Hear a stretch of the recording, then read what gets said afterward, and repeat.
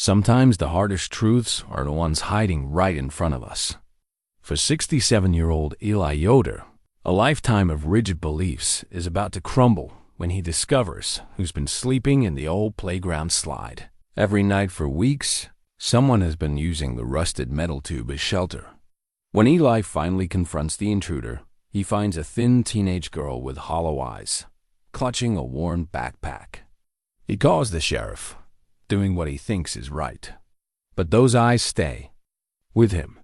When a storm forces the girl to collapse near his barn, Eli brings her inside. What she tells him changes everything. The girl is his granddaughter, daughter of the child he cast out years ago for leaving their Amish ways. Her mother is dead, and she has nowhere else to go. The truth breaks Eli's heart and forces him to face the cost of his choices. Could this be his chance to make things right? Before we jump back in, tell us where you're tuning in from. And if this story touches you, make sure you're subscribed, because tomorrow I've saved something extra special for you. The morning air carried the familiar scent of dew-dampened earth and hay as Eli Yoder stepped onto his front porch at precisely 5:30. For 47 years of marriage and 10 years of widowhood, this ritual had never varied. He would stand here, surveying his modest farm in Lancaster County, Pennsylvania, watching the sun creep over the rolling hills that had sheltered his Amish community for generations. His calloused hands gripped the porch railing, weathered wood smooth from decades of similar grips by previous generations of Yoders.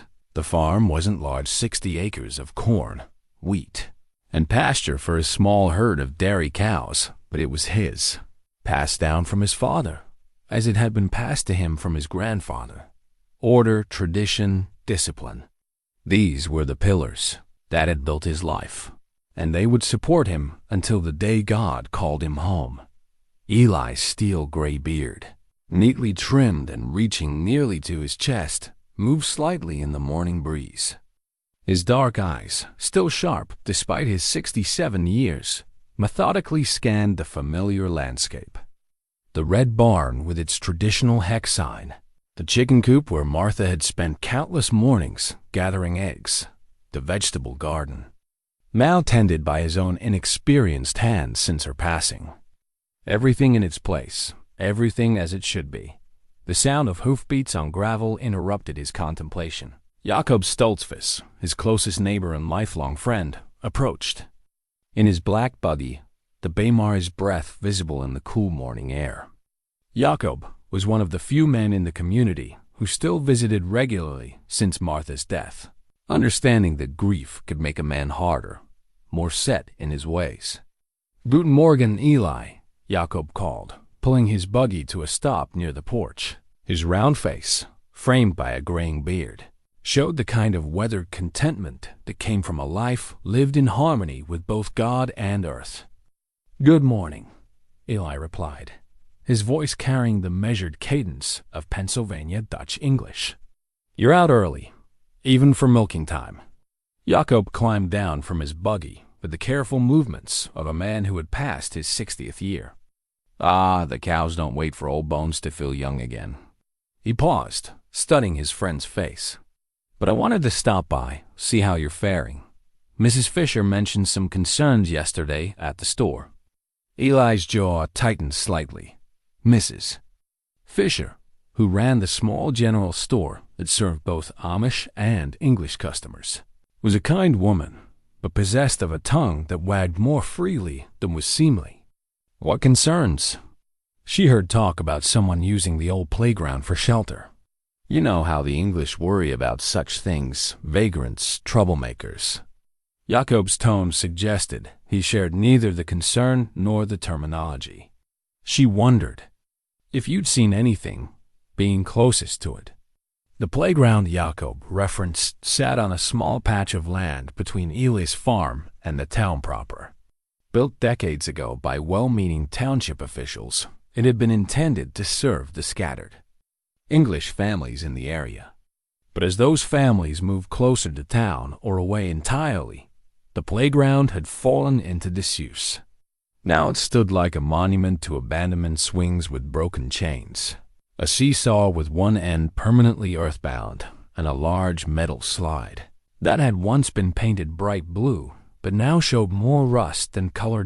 Eli had noticed the signs 3 weeks ago. Scuff marks in the dirt around the slide's base, a depression in the tall grass where someone might have sat or lain, small pieces of litter that hadn't been there the day before, a candy wrapper, a plastic bottle. Someone was indeed using the space, though for what purpose, he hadn't been certain until yesterday morning. "I've seen evidence," Eli admitted, his voice carefully neutral. "Nothing threatening, just signs of use." Jakob nodded slowly. In their community, they had learned to be cautious about involving English authorities unless absolutely necessary. The Amish preferred to handle their own problems, to live separately and peacefully. But this situation existed in the gray area, between their world and the outside one. "What do you think should be done?" Jakob asked. Before Eli could answer, both men turned at the sound of an approaching vehicle. Sheriff Tom Bradley's patrol car came down the gravel road, moving slowly to avoid kicking up too much dust. Tom had been the county sheriff for 15 years and had earned the respect of the Amish community through his fair treatment and understanding of their ways. "Morning, gentlemen," Tom called as he stepped out of his car. He was a tall, lean man in his 50s, with graying hair and the kind of steady demeanor that served him well in dealing with both English and Amish residents. "Hope I'm not interrupting. Anything important?" "Not at all, Sheriff," Jakob replied. "We were just discussing the situation at the playground." Tom's expression grew serious. "That's actually why I'm here. Got 3 calls yesterday about it. Mrs. Fisher, the Hendersons, and old Mr. Murphy. They're concerned about safety, especially with some of their grandchildren visiting this summer." He turned to Eli. "Your property's closest. Have you seen anything?" Eli felt the weight of both men's attention. In his community, a man's word was his bond, and truth was valued above all else. Yet something held him back from immediately sharing what he had witnessed the previous morning. He had risen earlier than usual, drawn by a restlessness that had plagued him since Martha's death, walking the perimeter of his property in the pre-dawn darkness. He had noticed a soft sound coming from the playground, not threatening, almost musical, like humming. As the sky began to lighten, he had crept closer, moving with the same stealth he had used as a boy hunting rabbits. Inside the large metal slide, curled up like a sleeping cat, was a girl. Not a woman, as he had expected, but a teenager with tangled dark hair and clothes that had seen too many days of wear. She clutched a faded backpack to her chest as if it contained everything precious in the world. Her face, what he could see of it, was thin and smudged with dirt, but peaceful in sleep. The sight had stopped him cold. This wasn't the vagrant troublemaker the community whispered about. This was a child, alone and vulnerable, seeking nothing more than shelter in a world that seemed to have forgotten her existence. "I've seen signs of someone using the area," Eli said finally, "but nothing that suggests danger to the community." Tom nodded, making a note in his small pad. "Well, I'll need to check it out regardless. County policy. But I appreciate the information." He looked between the 2 Amish men. "You know, sometimes these situations are more complex than they appear. Could be someone just down on their luck, needing help more than punishment." After Tom left and Jakob continued on his way to tend his own morning chores, Eli found himself unable to concentrate on his usual routine. The image of the sleeping girl haunted him. The way she had clutched that backpack, the defensive curl of her thin body even in sleep, the worn condition of her clothes that spoke of too many nights spent in places not meant for human habitation. He thought of Martha, who had possessed a heart large enough to encompass every stray creature that wandered onto their property. She had nursed injured birds back to health, fed wandering cats, and always insisted on preparing extra food during harvest time for any workers who might need it. God puts people in our path for a reason, Eli, she would say in her gentle way. Sometimes we're meant to be the answer to someone's prayer. But Martha was gone, had been gone for 10 years now, and with her had died much of the softness in his heart. The community had sustained him through his grief, but he had emerged from it changed harder, more rigid in his adherence to rules and traditions. It was easier that way, requiring less vulnerability, less risk of additional pain. Now, as he mechanically went through the motions of feeding chickens and milking cows, Eli found his thoughts returning repeatedly to the playground. Was the girl still there? Had Tom's visit frightened her away? And why did he find himself caring about the fate of an English stranger? The answer, he knew, lay buried beneath years of accumulated hurt and stubbornness. 10 years ago, he had faced a similar choice about helping someone who didn't fit neatly into his ordered world. That time, he had chosen differently, and the consequences of that choice had haunted every day since Martha's death. His daughter Sarah had been 19 when she announced her intention to leave the Amish life. Not just leave, but reject everything. They had taught her everything their family had stood for across generations.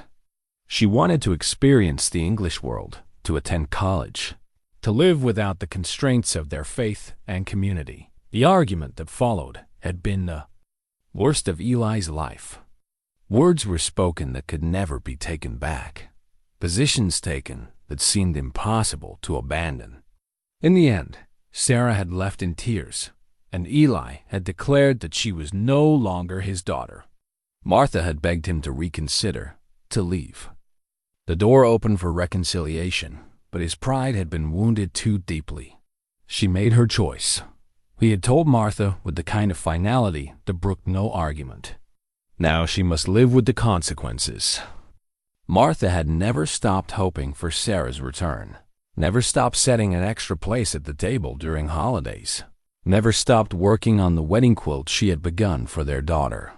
But Sarah had never come back, and gradually even Martha's hope had dimmed. When Martha died of cancer 5 years later, Eli had wondered if Sarah would return for the funeral. He had both hoped and dreaded the possibility. But she hadn't come, and he had taken her absence as confirmation that his harsh judgment had been correct. She had chosen the English world over family, and that world had claimed her completely. Now, standing in his barn with the warm smell of hay and animals around him, Eli wondered if he was being given another chance, not to repair the damage with Sarah. That opportunity was likely lost forever, but to choose compassion over judgment, mercy over rigid adherence to rules. The girl in the playground was someone's daughter, someone's child in need. Martha would have known instantly what to do. The question was whether Eli had learned anything from his years of regret, or whether he would repeat the same mistakes that had cost him his relationship with his only child Dot as the morning sun climbed higher, casting long shadows across his peaceful farm. Eli made a decision that would have surprised the man he had been just 24 hours earlier. Instead of waiting for Sheriff Tom to handle the situation, he would go to the playground himself. He would find the girl, if she was still there, and he would offer help instead of judgment. It was what Martha would have done. And perhaps, after all these years of living with the consequences of choosing otherwise, it was time to honor her memory by choosing love over law, compassion over convenience. The decision felt both terrifying and liberating, like stepping off solid ground into unknown territory.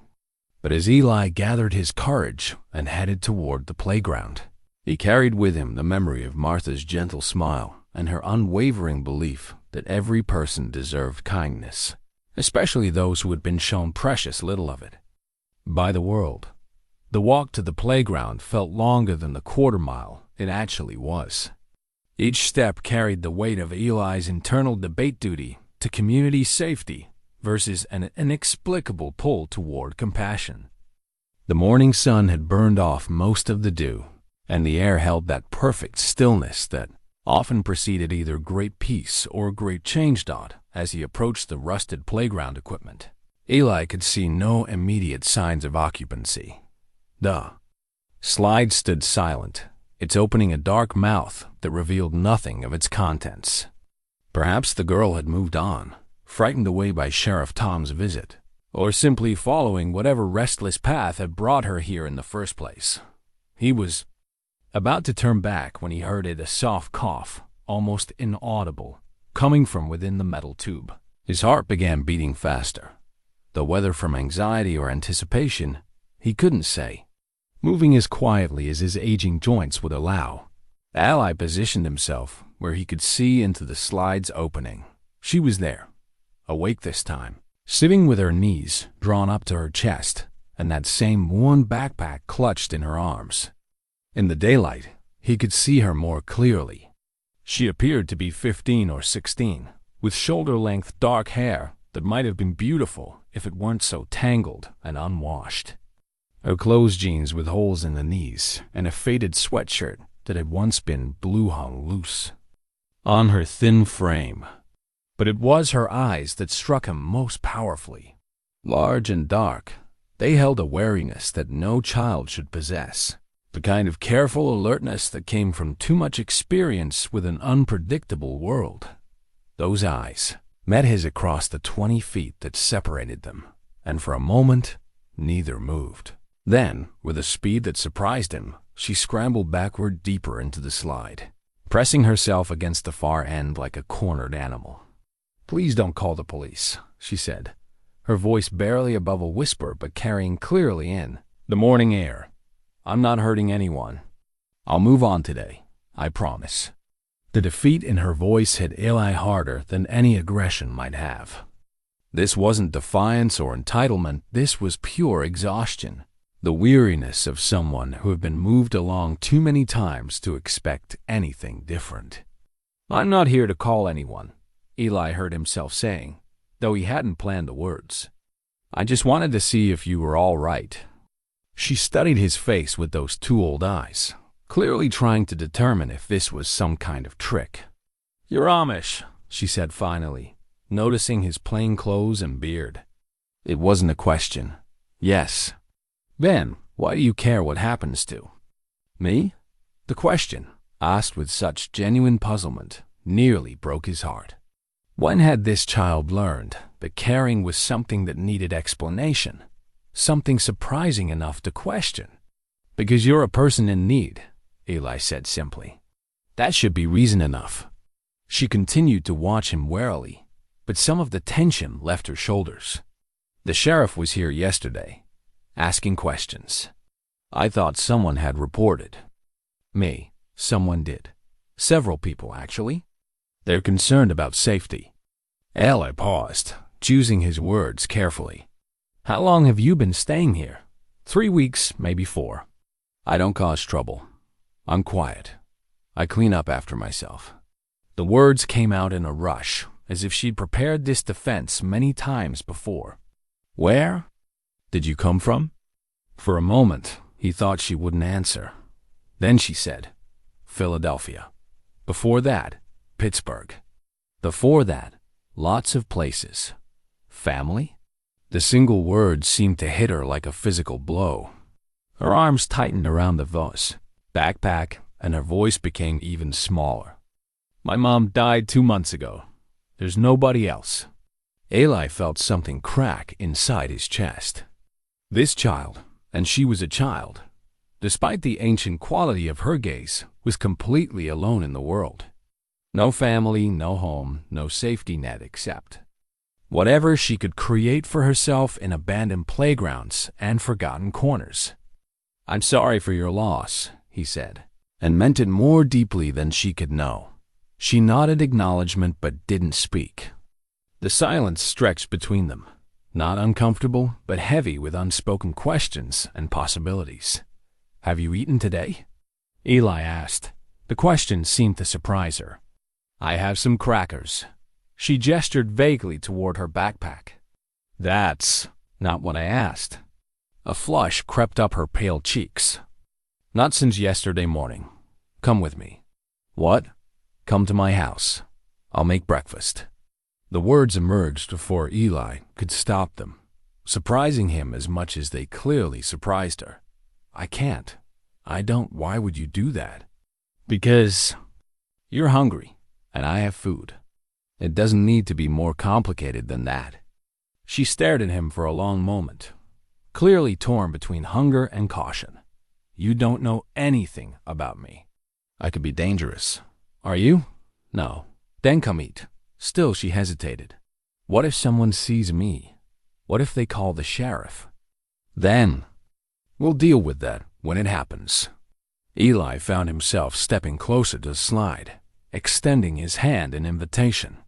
What's your name? Hannah. Hannah. I'm Eli Yoder. My farm is just over that hill. Martha, my wife, she always made extra breakfast, even after it was just me. I suppose old habits are hard to break. Something in his voice, perhaps the mention of his deceased wife, seemed to reassure her. Slowly, carefully, Hannah crawled out of the slide. Standing upright, she was taller than he'd expected, but heartbreakingly thin. The morning light revealed details he'd missed in shadow. The dark circles under her eyes, the way her clothes hung on her frame, the careful way. She moved as if conserving energy. I don't want to cause trouble for you, she said. Then we'll be careful not to cause any. The walk back to his farm passed mostly in silence, but it was a different quality of quiet than before. Hannah stayed several steps behind him, alert and ready to run, but she followed. Eli found himself hyper-aware of everything: the sound of their footsteps on gravel, the possibility of neighbors observing their approach, the weight of the decision he was making dawned as they reached his kitchen door. Hannah stopped. Are you sure about this? Eli looked at her, this thin, wary child who had been surviving on crackers and sleeping in playground equipment, and thought of Sarah at the same age. His daughter had been well fed and loved, surrounded by community and family, yet she had still chosen to leave everything behind. This girl had nothing and was asking for nothing more than a meal. I'm sure, he said, and opened the door. The kitchen still carried traces of Martha's presence, her ceramic canisters arranged just so on the counter, her wooden spoons in the jar by the stove, her checkered curtains filtering the morning light. Hannah stepped inside with the cautious movements of someone accustomed to being told she didn't belong, her eyes taking in every detail. Sit, Eli said, gesturing to the simple wooden table where he and Martha had shared thousands of meals. I'll put coffee on. As he moved around the familiar space, cracking eggs and slicing bread, Eli was acutely aware of Hannah's presence.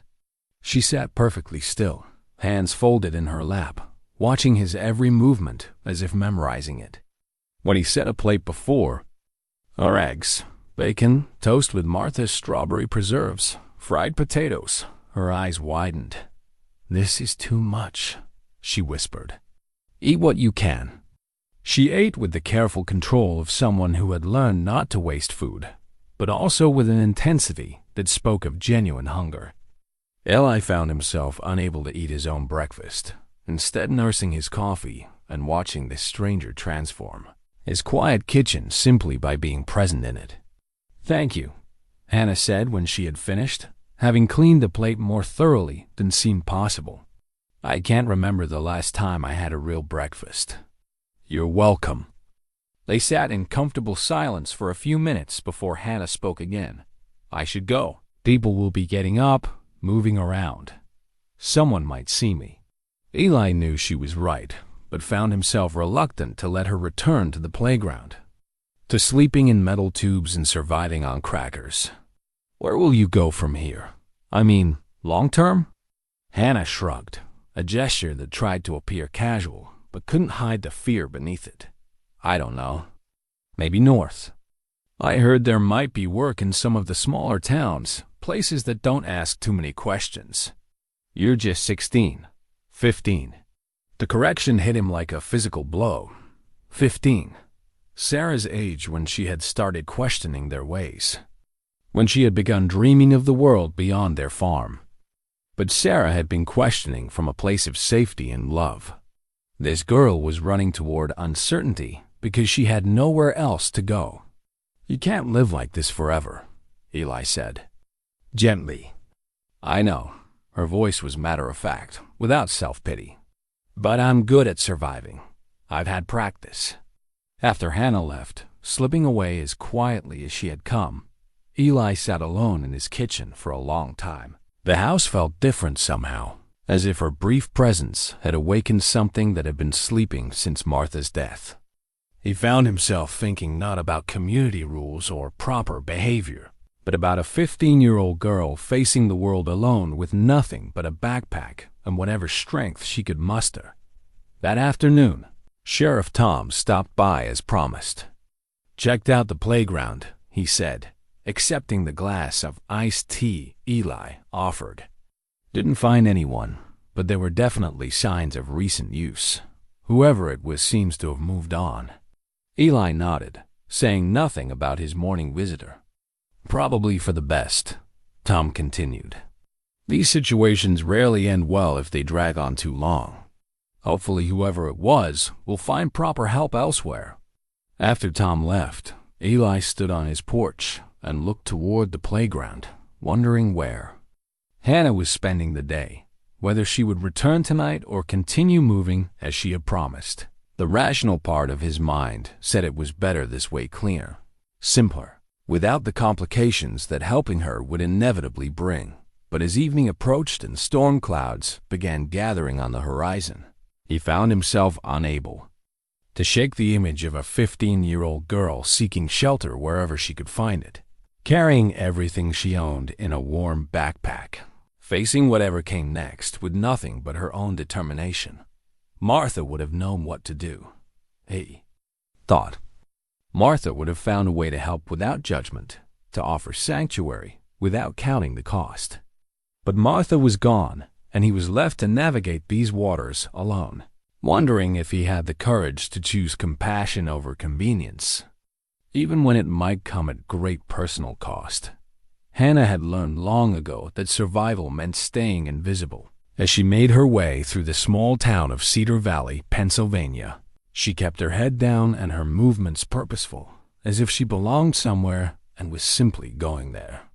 The trick was to look neither desperate nor defiant, both drew unwanted attention from adults, who might ask questions she couldn't answer honestly. The breakfast Eli had given her that morning still felt like a dream.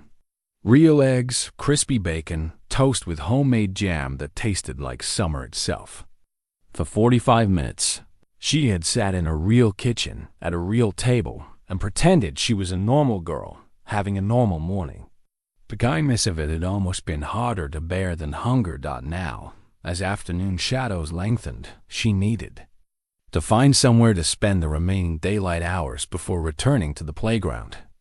The town's small library had become her daytime refuge, a place where sitting quietly for hours aroused no suspicion, where she could use the bathroom and sometimes even wash her face and hands in relative privacy. Mrs. Patterson, the elderly librarian, had noticed Hannah's daily visits but seemed content to let her be as long as she caused no trouble.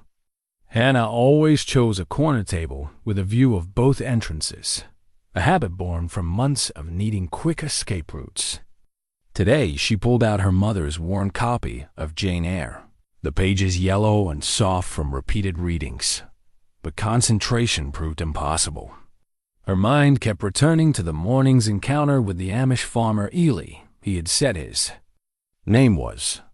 There had been something in his eyes, a gentleness that reminded her painfully of how her mother used to look at her in the good times, before the addiction consumed everything else. Sarah Morrison had been clean once. Hannah had dim memories of a time when her mother had held steady jobs, when they'd lived in actual apartments instead of cars or shelters, when bedtime stories were a nightly ritual instead of a rare treat. But addiction was a patient thief, stealing pieces of her mother so gradually that Hannah had learned to adjust to each loss as normal. "My baby," Sarah would whisper during her lucid moments, holding Hannah close and promising things would get better. "Mama's going to get clean. We're going to have a real home with your own room and everything." The promises were always sincere in the moment, and Hannah had believed them long past the point when believing became a form of self-torture. The last 2 years had been the hardest. Sarah's health deteriorating, her periods of clarity becoming shorter and more infrequent, the constant moving as they were evicted or fled from one temporary situation to another.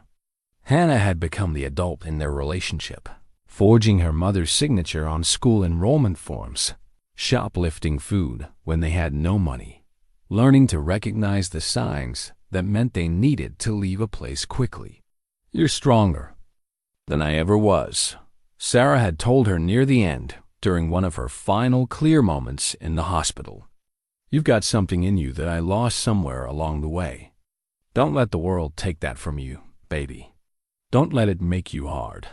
Hannah hadn't understood then what her mother meant. Survival required hardness, required the ability to shut down emotions that served no practical purpose. Kindness was a luxury she couldn't afford, trust a vulnerability that could prove fatal. Yet this morning, sitting in Eli's kitchen, she had felt something long buried stirring to life, a hunger not for food, but for connection, for the simple human warmth of being welcomed somewhere. It terrified her. The library's closing time approached, and Hannah reluctantly packed her few belongings. The evening stretched ahead, empty hours to fill before she could return to the playground's questionable shelter. She had learned to time these transitions carefully too early, and she risked being seen by families still active in the area. Too late, and she might find her sleeping spot occupied by someone else or, worse, under surveillance. As she walked past the small shops lining Main Street, Hannah caught her reflection in a storefront window and winced. Even after washing up in the library bathroom, she looked exactly like what she was, a homeless kid with nowhere to go. Her jeans, inherited from a girl at the last shelter who had outgrown them, were too short and too wide.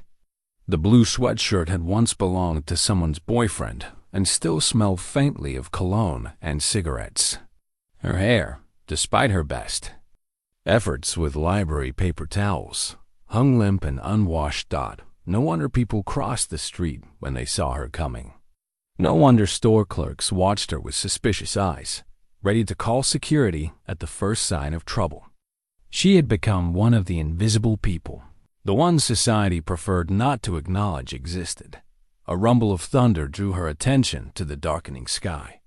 Storm clouds were building on the horizon, the kind of towering gray masses that promised serious weather. Hannah's stomach clenched with familiar anxiety. Rain meant misery in her current situation. No dry place to sleep, no way to stay warm, no escape from the kind of thorough soaking that could take days to recover from. She quickened her pace toward the playground, hoping to reach her shelter before the worst of the weather arrived. But as she crested the small hill that separated the town from the rural area where Eli's farm stood, the first fat raindrops began to fall, and she knew she was in trouble. By the time she reached the playground, the drizzle had intensified to a steady rain. The metal slide, which had seemed like adequate shelter during dry nights, proved useless against wind-driven precipitation. Water pooled at the bottom of the tube, and the metal surfaces became slippery and treacherous. Hannah huddled at the slide's opening, trying to stay as dry as possible while rain drummed against the metal around her. Her backpack, which contained everything precious to her in the world, pressed against her chest as she shivered in the inadequate protection of the sweatshirt. Inside the backpack, carefully wrapped in a plastic grocery bag, was the photograph. The last picture ever taken of her and her mother together, snapped by a kind nurse during one of Sarah's hospital stays. In it, Sarah looked fragile but clean, her arm around Hannah's shoulders, both of them smiling with the tentative hope that had characterized their good days. It was Hannah's most treasured possession, proof that she had once been loved completely, that she had once belonged somewhere. Also in the bag was her mother's last letter, an envelope addressed to Eli Yoder in Sarah's careful handwriting, postmarked just weeks before her death. Hannah had found it among her mother's few belongings after the funeral, along with a torn piece of paper with the Cedar Valley address written on it. The envelope was sealed, its contents a mystery that Hannah hadn't yet found the courage to solve. Sarah had been secretive about her past, sharing only fragments during her most vulnerable moments. "I grew up different than you," she would say. "Stricter. There were rules about everything, how to dress, how to speak, who to marry. I thought I wanted freedom, but maybe I just threw away everything good along with everything hard." Sometimes Sarah would lapse into what sounded like a different language, muttering phrases that Hannah didn't recognize, but that seemed to bring her mother comfort. "God sei Dank," she would whisper during the worst withdrawals. "Himmel hilf mir." Hannah had assumed these were just fevered dreams, the mind's attempt to escape present suffering through memories or imagination. But this morning, listening to Eli speak, she had caught traces of the same linguistic patterns, the slight differences in word order, the way certain phrases seemed to carry more weight than their English equivalents would suggest. Could her mother have grown up Amish? The possibility seemed both impossible and somehow inevitable. Sarah had always been secretive about her childhood, deflecting questions with vague references to a strict religious family she had left behind. She had known things that seemed inconsistent with her later lifestyle: how to preserve food without refrigeration, how to mend clothes by hand, how to find peace in simple tasks that others might find tedious. The storm intensified, and Hannah pressed herself deeper into the slide's inadequate shelter. Lightning illuminated the landscape in brief, stark flashes, and thunder followed close enough to make her heart race. This was dangerous weather to be caught in, especially in a metal structure, but she had nowhere else to go. As if summoned by her desperation, a figure appeared through the rain, moving steadily across the field between the playground and Eli's farm. Even in the dim light and driving rain, Hannah recognized his distinctive silhouette, the broad-brimmed hat, the deliberate gait of someone accustomed to working outdoors in all weather. He approached the slide without hesitation, as if he had known exactly where to find her. "Hannah," he called over the sound of the storm, "you can't stay here tonight. This weather's turning dangerous." "I'll be fine," she called back, though her chattering teeth belied the words. "No, you won't. Lightning and metal don't mix well." He stepped closer, rain streaming from his hat brim. "Come to the house, just for the night." "I can't. People will see. You'll get in trouble. Let me worry about that." His voice carried an authority that made arguments seem futile. "Come now, before we both drown out here." Hannah hesitated, torn between desperation and the survival instinct that warned against trusting anyone completely. But as another flash of lightning illuminated the violent sky, followed immediately by thunder that seemed to shake the ground, the choice made itself. She crawled out of the slide and followed Eli across the field, rain soaking through her inadequate clothing within seconds. By the time they reached his kitchen door, both were thoroughly drenched, and Hannah was shivering so violently she could barely control her movements. "Upstairs," Eli said, handing her a thick towel. "Second door on the left. There's a bathroom where you can get cleaned up and dry clothes laid out on the bed. Take your time." The bathroom was simple but spotlessly clean, with white fixtures and walls painted pale blue. A clean nightgown and robe waited on the toilet seat, women's clothing that must have belonged to his deceased wife. Hannah stared at them for a long moment, overwhelmed by the intimacy of wearing a dead woman's garments. Before practicality overcame sentiment, the hot shower felt like a revelation. For the first time in weeks, Hannah allowed herself to truly relax, letting the warm water wash away not just dirt and weariness, but some of the constant vigilance that survival required. When she finally emerged pink-cheeked and clean, she hardly recognized herself in the mirror. The nightgown was too big but comfortable, smelling faintly of lavender and the kind of care that came from proper storage. Wrapped in the matching robe, Hannah felt more human than she had in months. Downstairs, she found Eli sitting at the kitchen table with 2 cups of tea steaming before him. He had changed into dry clothes and looked up as she entered, his expression unreadable. "Better?" he asked. "Much, thank you." Hannah sat across from him, suddenly shy in the intimate domesticity of the moment. "The storm should pass by morning. You can sleep in the spare room tonight. It was my daughter's room once." The mention of his daughter sparked Hannah's curiosity, but something in Eli's tone suggested the topic was painful. Instead, she wrapped her hands around the warm teacup and let the silence stretch between them, comfortable and healing. Outside, the storm raged on, but inside the small farmhouse kitchen, Hannah felt something she hadn't experienced in longer than she could remember. The simple, profound gift of safety. Hannah woke to unfamiliar sounds, the gentle lowing of cattle, the rustle of wind through corn stalks, the distant hammer strikes of someone repairing something with patient precision. For a moment, disorientation clouded her thinking. Where was the harsh buzz of traffic, the urban symphony of sirens and shouting that had been her alarm clock for months? Then memory flooded back. The storm, Eli's kindness. The spare bedroom with its simple furniture and handmade quilt, where she had slept more deeply than she had in weeks. Sunlight filtered through plain white curtains, painting everything in soft golden hues that spoke of peace and permanence. The bedroom clearly hadn't been used in years, yet it maintained an air of careful preservation. A wooden dresser held a few feminine touches, a small mirror, a ceramic bowl, a hairbrush with silver backing. The quilt covering the single bed showed intricate craftsmanship, each tiny stitch evidence of hours spent creating something beautiful and functional.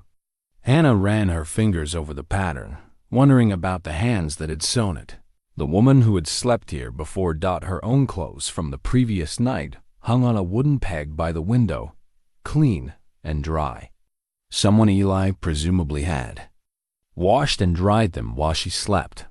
The thoughtfulness of the gesture brought unexpected tears to her eyes.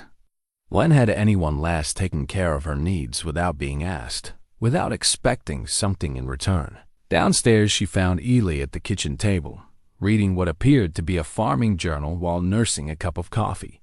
He looked up as she entered, and his weathered face softened into something approaching a smile. "Good morning. I trust you slept well." "Yes, thank you. Better than I have in a long time." Hannah hesitated in the doorway, uncertain of the protocol. Was she expected to leave immediately? Stay for breakfast? The rules of this situation remained unclear. "Sit," Eli said, gesturing to the chair across from him. "I've made oatmeal, and there's coffee if you drink it." As they shared breakfast, Hannah found herself studying her host more carefully. His hands, she noticed, bore the calluses and small scars of someone who worked with them daily, yet they moved with surprising gentleness as he buttered his toast. His gray eyes, which had seemed stern at their first meeting, held depths of kindness that his formal manner couldn't quite conceal.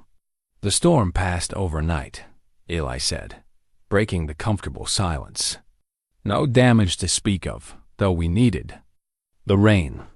Hannah nodded, understanding that this was his gentle way of addressing the elephant in the room, her continued presence in his home, the decisions that daylight would require. "I should go," she said finally. "You've been more than kind, but I don't want to cause problems for you. Where will you go?" The simple question hung between them, loaded with implications they both understood.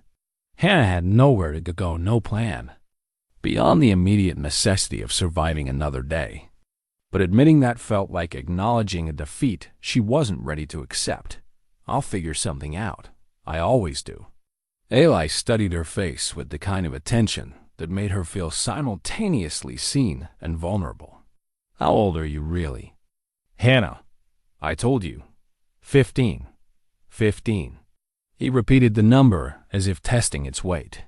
"When I was 15, my biggest worry was whether I'd measured the cornrows straight enough to satisfy my father. You're carrying burdens no child should have to bear.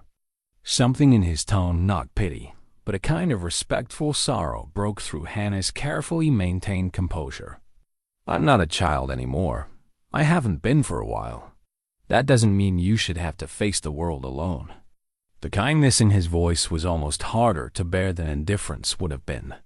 Hannah felt tears threatening and blinked them back with practiced efficiency.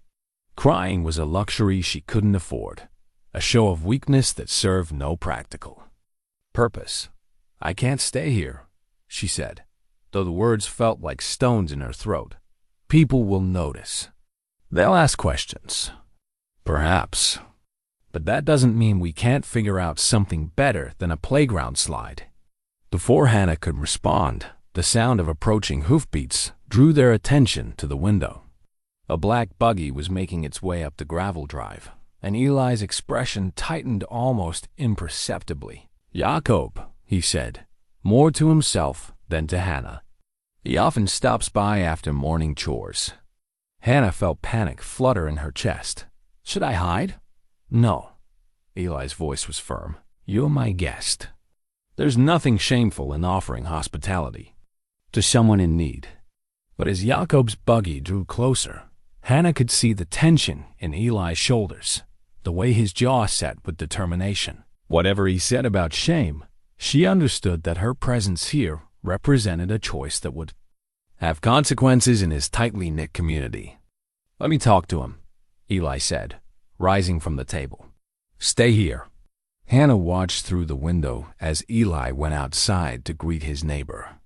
Jakob climbed down from his buggy with the careful movements of age, his round face cheerful until he noticed something in Eli's demeanor that made his expression grow serious.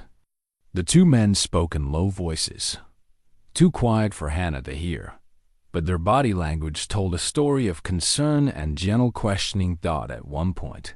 Jakob's gaze moved toward the house, and Hannah instinctively stepped back from the window. She couldn't hear the words, but she could read the older man's growing distress in the way his hands moved, the shake of his head, the urgent quality of his gestures. When Eli returned to the kitchen, his face was grave. Jakob is concerned, he said simply. Word has spread about the girl at the playground. People are saying she might be dangerous, that having her nearby puts the community at risk. See? I told you this would happen. Hannah was already moving toward the stairs. I'll get my things and go. No. The authority in Eli's voice stopped her. You'll do no such thing.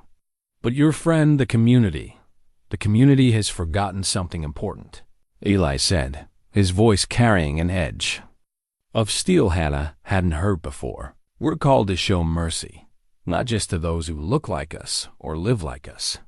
Hospitality to strangers isn't optional, it's commanded. Hannah stared at him, stunned by the quiet passion in his words. You'd risk your standing in the community. For a stranger? For a long moment, Eli didn't answer. When he finally spoke, his voice was soft but certain. I once chose community approval over family love. I lost my daughter because I was more concerned with what others thought than with what was right. I won't make that mistake again. The weight of his confession settled between them. Hannah could see the pain in his eyes, the regret that had clearly shaped years of his life. Whatever had happened with his daughter, it had left wounds that hadn't fully healed. What was she like? Hannah asked gently. Your daughter. Eli's face softened, and for a moment, years seemed to fall away from his features. Sarah was bright, curious, always asking questions that made me uncomfortable. She wanted to see beyond these hills, to experience things I couldn't understand wanting. She was beautiful dark hair like yours, eyes that saw everything. What happened to her? The question hung in the air like a challenge. Eli walked to the window, staring out at the fields that had been his life's work, his legacy. She left. Wanted to go to college, to live among the English, to abandon everything we taught her. I told her if she left, she wasn't welcome back. His voice was barely above a whisper. My pride was wounded, my authority challenged. I thought I was protecting our way of life, but I was really just protecting my own sense of being right. Did she ever try to come back? I don't know. After Martha, my wife, died, I found letters Sarah had written over the years. Martha had hidden them from me, knowing I wouldn't read them. Sarah kept trying to rebuild the bridge I'd burned, but by then it was too late. I was too stubborn, too proud to admit I'd been wrong. Hannah felt something shift in her understanding of this complicated man. His kindness to her wasn't just charity, it was penance, an attempt to right old wrongs by choosing differently when given another chance. You can't save her by saving me, Hannah said gently. Eli turned from the window, his eyes bright with his unshed tears. Maybe not. But I can choose to act out of love instead of fear. I can choose mercy over judgment. I'm too old to waste what time I have left on mistakes I've already made.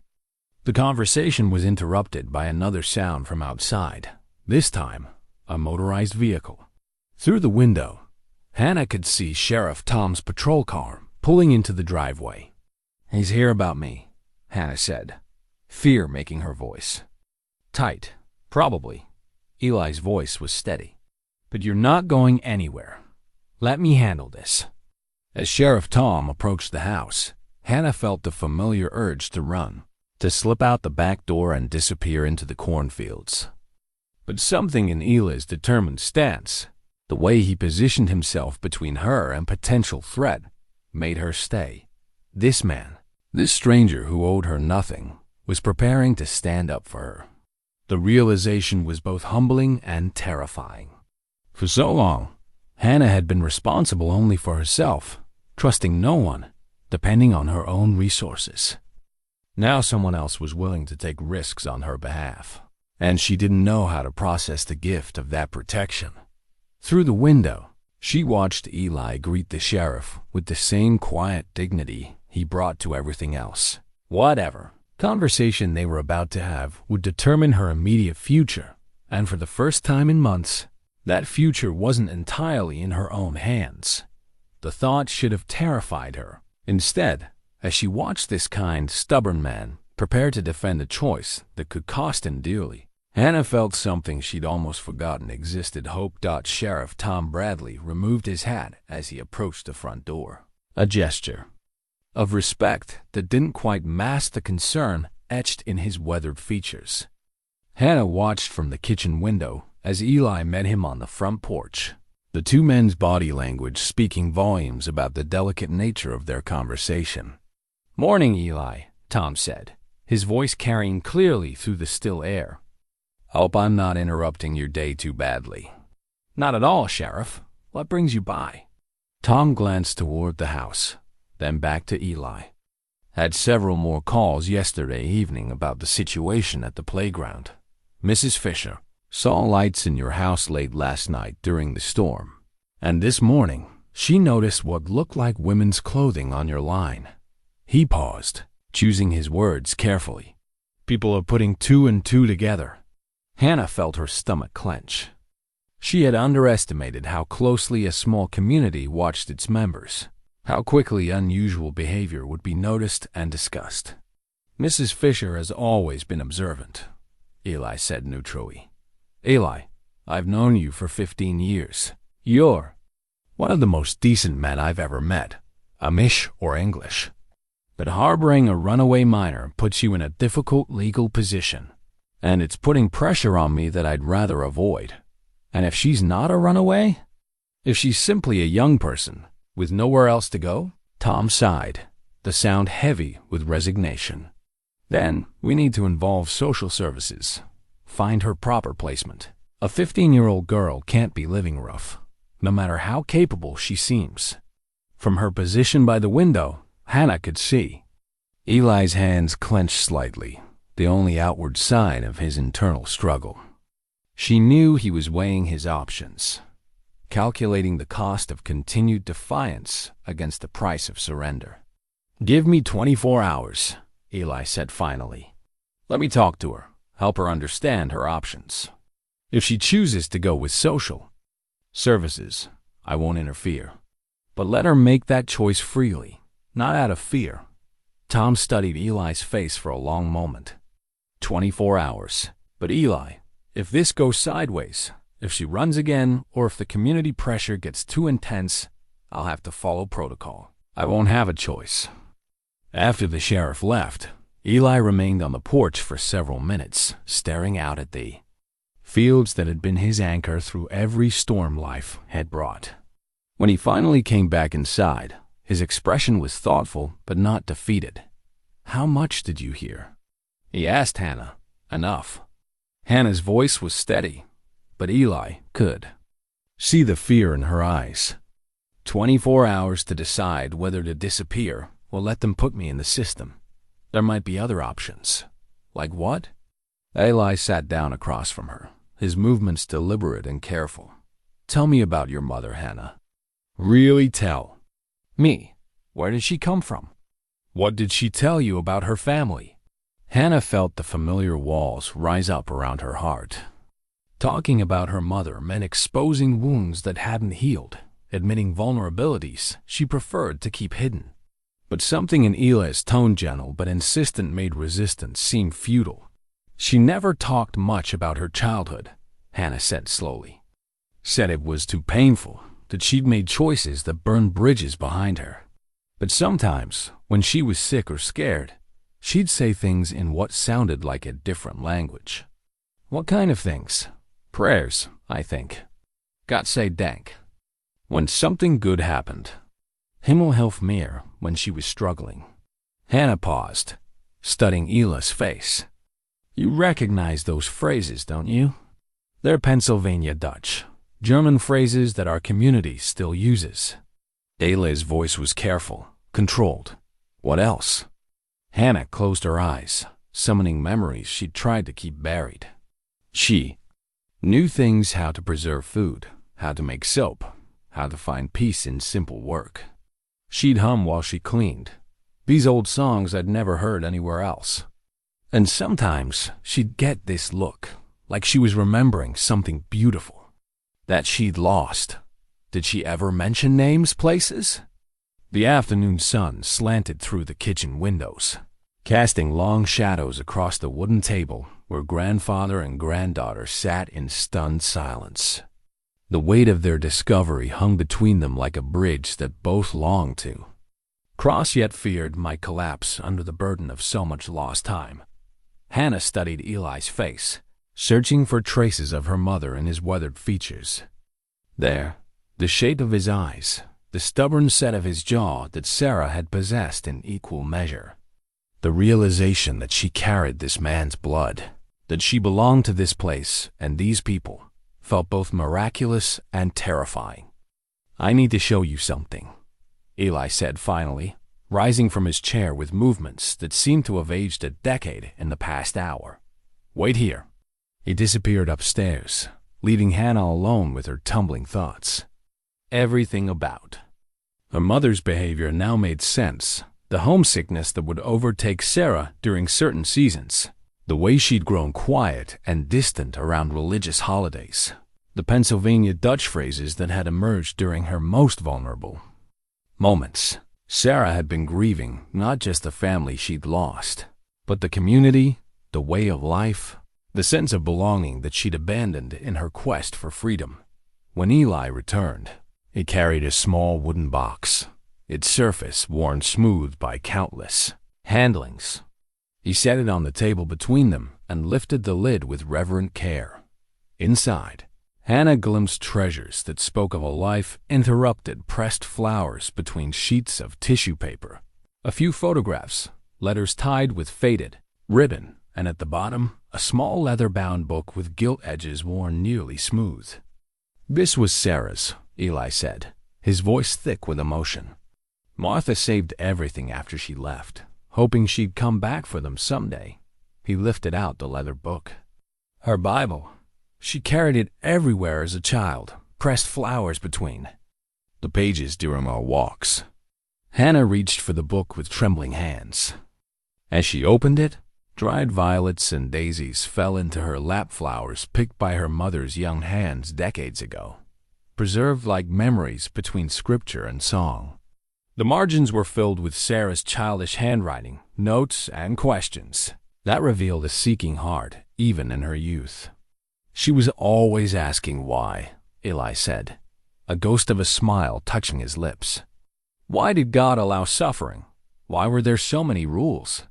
Why couldn't faith be simpler, more about love and less about tradition? He paused, his smile fading.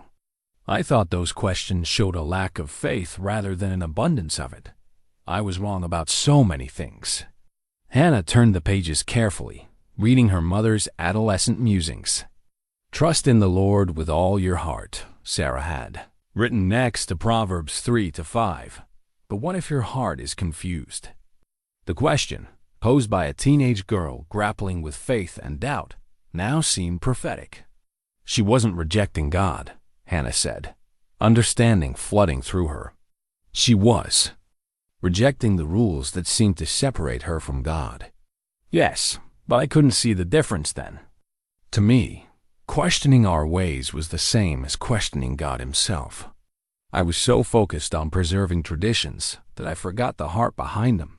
Eli reached into the box again and withdrew a bundle of letters, their edges yellowed with age. These came over the years. Martha hid them from me, knowing I wouldn't read them. After she died, I found them in her sewing basket, along with this. He lifted out an unfinished quilt, its pattern partially complete, the needle still threaded, and waiting. The colors were soft blues and greens, arranged in a traditional wedding ring design that spoke of hopes and celebrations. Martha was making this for Sarah's wedding, Eli explained. She started it when Sarah turned 18, certain that our daughter would find love within the community and settle down nearby. When Sarah left, Martha couldn't bring herself to finish it, but she couldn't put it away either. She'd work on it sometimes when she thought I wasn't watching, adding a few stitches here and there like a prayer. Hannah ran her fingers over the intricate stitching, imagining Martha's patient hands creating something beautiful for a daughter who might never return to claim it. She never gave up hope. No, Martha was wiser than I was, more willing to believe in redemption and second chances. She knew love could bridge any distance, heal any wound, if given the chance. They sat in contemplative silence as the afternoon light continued its westward journey. Hannah felt overwhelmed by the richness of what she'd discovered, not just family, but a heritage of faith and craftsmanship, of people who created beauty with their hands and found meaning in simplicity. What happens now? She asked finally. Sheriff Tom expects an answer tomorrow, and your community already has concerns about me being here. Eli's expression grew thoughtful. The community will struggle with this situation.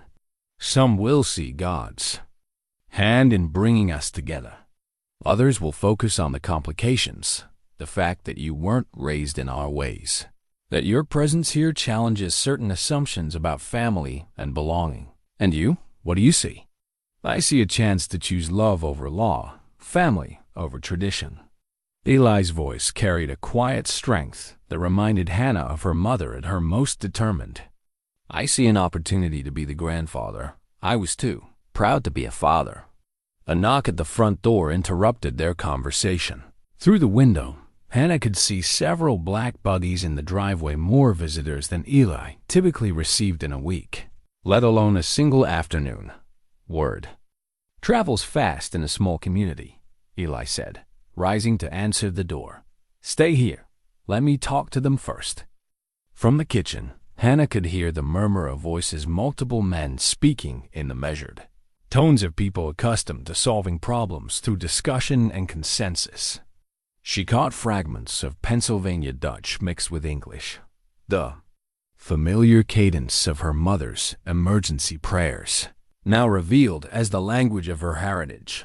When Eli returned to the kitchen, his face was grave.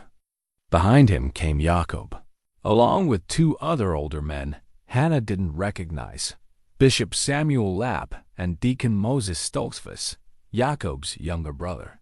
"Hannah," Eli said formally, "these men are leaders in our community. They've come to discuss the situation." Bishop Lapp was a tall, spare man with steel-gray hair and eyes that seemed to see everything. His presence filled the small kitchen with an authority that was both comforting and intimidating. Deacon Moses was shorter and rounder, with gentle eyes behind wire-rimmed spectacles. "We've heard troubling reports," Bishop Lapp said without preamble. "A young English girl staying in your home. The community concerned about propriety and safety. But Eli has just shared information that changes the nature of our discussion."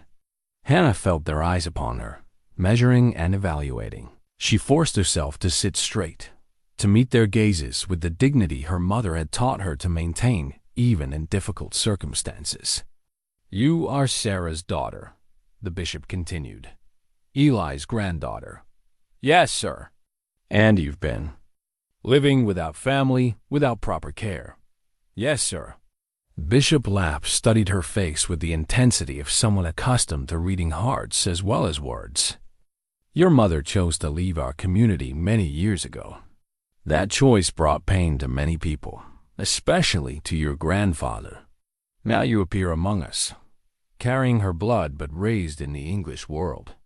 It creates a situation that requires wisdom and prayer." Hannah felt the weight of judgment pressing down on her, the sense that her very existence was somehow problematic for these people. But then Jacob spoke up, his voice gentle but firm. "The girl is family," he said simply. "Blood calls to blood. Surely that matters more than the circumstances of her arrival." "Family is important," Deacon Moses agreed. "But so is community order. The girl knows nothing of our ways, has no understanding of our faith. How can she belong among us without that foundation?" "She can learn," Eli said, his voice carrying an edge of steel, "if we're willing to teach her with patience instead of judgment." The conversation continued for nearly an hour, conducted in the careful, deliberate manner of people accustomed to weighing every word. Hannah listened as they debated her future as if she weren't present, discussing the practical and theological implications of accepting someone raised outside their faith into their community. Finally, Bishop Lapp turned to her directly. "What do you want, child? If you could choose your path freely, what would you choose?" The question hung in the air like a challenge. Hannah looked around the kitchen that had become the scene of so many revelations, at the grandfather she'd found and might lose again, at the representatives of a community that might or might not accept her. "I want to belong somewhere," she said finally, her voice steady despite the emotion threatening to overwhelm her. "I want to learn about my mother's heritage, to understand where I come from. I want to be worthy of the sacrifice my grandfather is making by standing up for me. And are you willing to embrace our faith, our way of life? It's not easy, child. Our ways are demanding, and the English world, you know, offers freedoms we don't permit." Hannah thought of her mother's struggles, the freedom that had ultimately become a prison of addiction and regret. Freedom isn't worth much if you're free to destroy yourself. I've seen where that path leads. Bishop Lapp exchanged glances with the other men, some silent communication passing between them. Finally, he nodded. "We will allow a trial period," he said formally. 6 months for you to learn our ways, to decide if this is truly the path you wish to follow. If, at the end of that time, you choose to remain and be baptized into our faith, you will be welcomed as family. If not, you must leave and not return." "And Eli?" Hannah asked, glancing at her grandfather. "What happens to him if I fail?" "That will depend on his choices," the bishop replied. "But we hope it doesn't come to that." After the men left, Hannah and Eli sat alone in the gathering dusk. The weight of the decision they'd just made settled around them like a blanket, comforting and constraining in equal measure. 6 months, Hannah said finally. 6 months, Eli agreed. Enough time to see if we can build something lasting from the foundation of love and regret. Outside, the first fireflies of evening began their ancient dance, tiny lights flickering against the growing darkness like promises of hope in an uncertain world. 3 weeks into Hannah's trial period, the rhythm of Amish life had begun to feel. Less foreign and more like a dance she was slowly learning. Her days started before dawn with milking, followed by breakfast preparation. Then hours spent learning traditional skills from neighbor women who had agreed to help with her education. Mrs. Ruth Stoltzfus taught her to bake bread that didn't resemble the heavy bricks of her first attempts. Mrs. Miriam Lapp showed her the intricate patterns of quilting, praising her small, even stitches. Even Mrs. Fisher from the store had warmed to her, teaching Hannah the Pennsylvania Dutch words for common household items. Eli watched his granddaughter's transformation with wonder and growing pride. The hollow-eyed, frightened girl who had been sleeping in playground equipment was gradually being replaced by someone who moved with purpose and growing confidence. Her dark hair, now clean and properly pinned beneath a white prayer covering, caught the morning light as she worked. In Martha's vegetable garden, her thin frame was filling out thanks to regular meals and the kind of physical work that built both strength and appetite. But it was the evening conversations that meant the most to both of them. After chores were finished and the day's work done, they would sit on the front porch and talk about Sarah, about faith, about the choices that had shaped their fractured family. Hannah asked endless questions about her mother's childhood, hungry for details that might help her understand the woman who had raised her. Eli, in turn, marveled at his granddaughter's quick mind and gentle spirit, seeing in her the best qualities of both Sarah and Martha. This particular evening, as fireflies began their nightly performance and the air carried the sweet scent of new-mown hay, Hannah brought up a subject that had been weighing on her mind. "Grandfather," she said, the word still feeling precious and slightly unreal on her tongue. "I've been thinking about something." "What's that?" "My birth certificate. I've never actually seen it. Mom always kept all the important papers, and after she died, the hospital social worker just gave me a few personal items." Hannah paused, collecting her thoughts. "I need to get my official documents sorted out if I'm going to try to make a life here. For the bishop's requirements, for legal purposes." Eli nodded thoughtfully. "That's wise thinking. We'll need to contact the proper authorities, find out what records exist. I remember Mom mentioning I was born in Pittsburgh, at some hospital there. And there might be other family records we need, social security card, school transcripts, medical records. We can ask Sheriff Tom for help with the legal requirements. He's dealt with situations like this before." Hannah hesitated, then pulled her mother's worn letter from her apron pocket. She had read it so many times in the past weeks that she could recite it from memory, but something about the evening's quiet intimacy made her want to share it again. "Read it to me once more," she said, handing the letter to her grandfather. "Mom's letter. I like hearing her words in your voice." Eli took the letter with the reverence he always showed it, unfolding the familiar pages.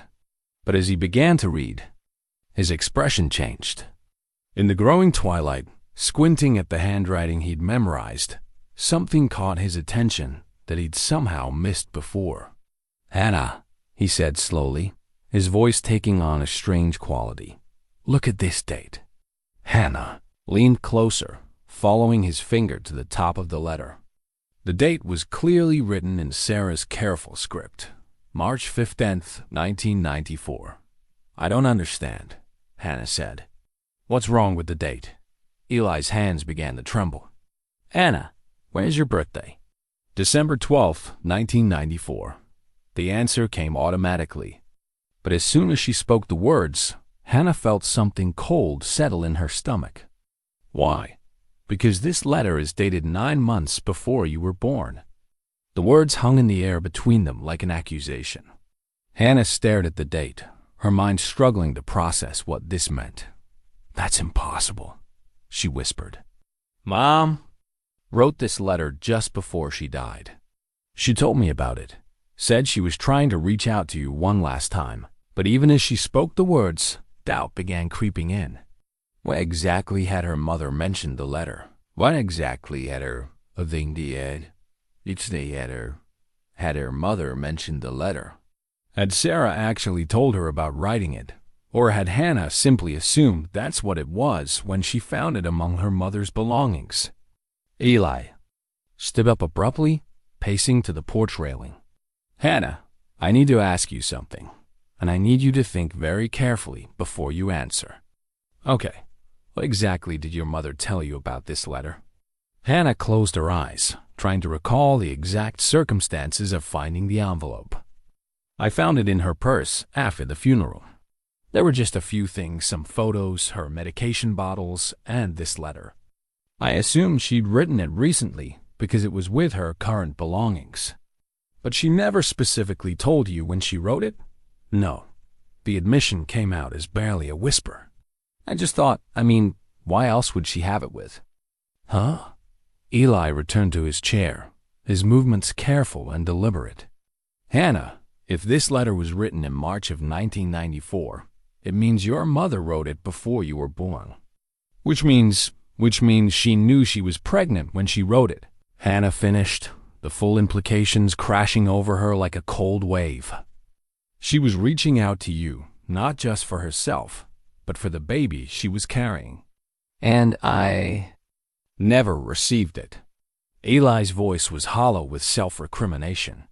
She tried to tell me I was going to be a grandfather, tried to rebuild the bridge between us before you were born, and somehow the letter never reached me. Hannah stared at the letter as if it might change its contents through sheer force of, well, but how is that possible? If she mailed it, look at the envelope. Hannah examined the envelope more carefully in the fading light. It was addressed to Yoder in Cider Valley, Pennsylvania, but there was no postmark, no stamp, no evidence that it had ever been mailed. She wrote it but never sent it, Hannah said, understanding flooding through her. She carried it with her for 15 years. She lost her nerve, Eli said, his voice breaking. She wrote it, addressed it, maybe even drove to the post office. But something stopped her from actually mailing it. The revelation reframed everything Hannah thought she knew about her mother's relationship with her family. Sarah hadn't just been a rebellious daughter who had burned bridges behind her. She had been a frightened young woman, pregnant and alone, reaching out to the father who had disowned her, but unable to complete the gesture. She wanted to come home, Hannah whispered. When she found out about me, she wanted to come home. And I had made it so clear that she wouldn't be welcome that she couldn't bring herself to try. They sat in stunned silence as the full weight of this discovery settled over them. Not only had Sarah tried to reconcile, she had tried to reconcile because of Hannah. The granddaughter Eli was just now getting to know, had been the catalyst for her mother's attempted homecoming 15 years ago. There's something else, Hannah said slowly, a new realization dawning. If Mom wrote this when she was pregnant with me, and she was reaching out to family grandfather, did she ever tell you who my father was? Eli looked startled by the question. She mentioned she'd been married, divorced. Morrison was her married name. That's what I always thought, too. But what if Morrison wasn't her married name? What if it was just a name she used to hide her real identity?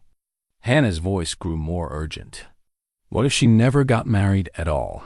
What if she was just a scared, pregnant girl who took a different name to start over? The implications of this possibility hung between them like a bridge. Neither was sure they wanted to cross. If Sarah had never been married, if Morrison was simply an assumed name, then everything about Hannah's origins became more mysterious and more complicated. We need to find out the truth, Eli said finally. All of it. When you were born, where you were born, who your father was. If we're going to build a life together, it needs to be built on truth, not assumptions. Hannah nodded, though part of her feared what they might discover. For 15 years, she had believed she knew her story, abandoned by an unknown father, raised by a struggling mother, alone in the world after Sarah's death. But now, with each revelation, that story was proving to be far more complex and far more connected to this place and these people than she had ever imagined. "Tomorrow," Eli said, "we'll start making inquiries. Sheriff Tom can help us contact the authorities in Pittsburgh, get copies of your birth certificate and other records. Whatever we find, we'll face it together." As they sat together in the gathering darkness, both lost in their own thoughts, Hannah felt a mixture of anticipation and dread about what the morning might bring. The letter that had seemed like proof of her mother's final attempt at reconciliation had instead revealed itself as evidence of a much longer, more complex story of love, fear, and missed opportunities. But perhaps most importantly, it had shown that Sarah's desire to reconnect with her family hadn't been a deathbed impulse. It had been a longing that had persisted for 15 years, a bridge she had wanted to build but had never found the courage to complete. Now it fell to Hannah and Eli to finish what Sarah had started, to cross the bridge she had built in her heart but had never dared to traverse in life. Whatever secrets remained to be uncovered, whatever complications might arise, they would face them as family, the family Sarah had dreamed of reuniting, but had never lived to see made whole. The morning after their discovery about the letters. True date. Eli and Hannah sat at the kitchen table with Sheriff Tom, who had arrived with a folder full of official-looking documents and a expression that spoke of both good news and complications. "I was able to pull some records from Pittsburgh," Tom said, spreading papers across the worn wooden surface. "But what I found raises more questions than it answers." Hannah's birth certificate lay before them, the official seal of Pennsylvania, clearly visible. But as Hannah read the details, her world shifted once again. "Father, unknown," she read aloud, her voice barely a whisper. "Mother, Sarah Elizabeth Yoder." She used her real name, Eli said, wonder and pain mingling in his voice. Even when she was trying to disappear, she couldn't completely abandon who she was. But Tom was pointing to another line on the certificate. "Look at the birth weight, Hannah. 4 pounds, 2 ounces. And here you were born at 34 weeks gestation." Hannah stared at the numbers, trying to process their meaning. "I was premature? Significantly so. Which means conception would have occurred around." Tom consulted a small calendar, counting backwards. Late February, early March of 1994. The same time period when Sarah had written the letter to her father. "She was already pregnant when she wrote to you," Hannah said to Eli, the timeline becoming clear. "She was scared, alone, and probably trying to decide whether to come home or face it on her own." Tom cleared his throat gently. "There's more. I also found records of your mother's emergency room visits during that time period. 3 separate incidents in the months before your birth. One for severe morning sickness, one for what appears to have been a panic attack, and one for injuries consistent with," he paused, choosing his words carefully, "domestic violence." The words hit Hannah like physical blows. Her mother had been hurt, frightened, and alone during her pregnancy, with nowhere to turn for help. "Someone was hurting her," Hannah said, her voice tight with controlled anger. "While she was carrying me, someone was hurting her." Eli's hands clenched into fists on the table. "If I had received that letter, if I had swallowed my pride and reached out to her." "You couldn't have known," Tom interrupted gently. "But there's something else you need to see." He pulled out another document, a police report dated March 20th, 1994, just 5 days after Sarah's letter. It detailed a domestic disturbance call to an apartment in Pittsburgh's South Side, where officers had found Sarah Yoder, Morrison beaten and threatened by someone identified only as J. Morrison live-in boyfriend. Morrison wasn't her married name, Hannah realized. It was his name. She took it to try to blend in, to seem more stable or respectable. The report says she refused to press charges, Tom continued. But she also told the responding officers that she was pregnant and feared for her safety. They referred her to a women's shelter, but there's no record of her following up. Hannah felt sick, imagining her young mother, alone and pregnant, facing violence from the very person who should have protected her. She had nowhere to go. She'd written to you, but couldn't bring herself to send the letter, and she was trapped with someone who was hurting her. There's one more thing, Tom said quietly. I found a record of Sarah trying to call here. 3 attempts on March 22nd, 2 days after the police report. They show up on the old phone company records for this number. Eli's face went white. March 22nd. I remember that day. I was in the barn, working late. I heard the phone ringing in the house, but I didn't go in to answer it. I thought it was probably someone selling something, or Jakob with some bit of gossip I didn't want to hear. His voice broke. She was calling for help, and I didn't answer. The weight of missed connections, of moments when everything could have been different, settled over the kitchen like a suffocating blanket. Hannah reached across the table and took her grandfather's hand, feeling the tremor in his weathered fingers. We can't change what happened, she said softly. But maybe we can understand why she kept that letter all these years. Tom began gathering the papers. There's one more piece to this puzzle. I've been in touch with social services in Pittsburgh, trying to understand what happened after you were born. Hannah, your mother managed to get away from Morrison sometime. During her pregnancy, she gave birth to you at Maggie Women's Hospital, and for the first 6 months of your life, she was actually doing well. She had a job, a small apartment, and was attending NA meetings regularly. What changed? Hannah asked, though she feared she already knew the answer. Morrison found her. The harassment started again, escalated. She was forced to move multiple times, lost her job due to missed work, and eventually, Tom's voice grew gentle. The stress and fear drove her back to using. She was trying to cope with trauma and terror while raising a baby alone. Hannah felt tears burning her eyes as she imagined her mother's struggles. Sarah had tried so hard to build a better life for both of them, but the man who had hurt her had continued to make that impossible. Where is he now? Eli asked, his voice carrying a dangerous edge. Dead, Tom said bluntly. Overdose, about 3 years ago. You can't hurt anyone anymore. The revelation should have brought relief, but Hannah felt only a hollow sadness for all the years her mother had lived in fear of someone who was ultimately destroyed by the same demons that had claimed. Sarah died after Tom left.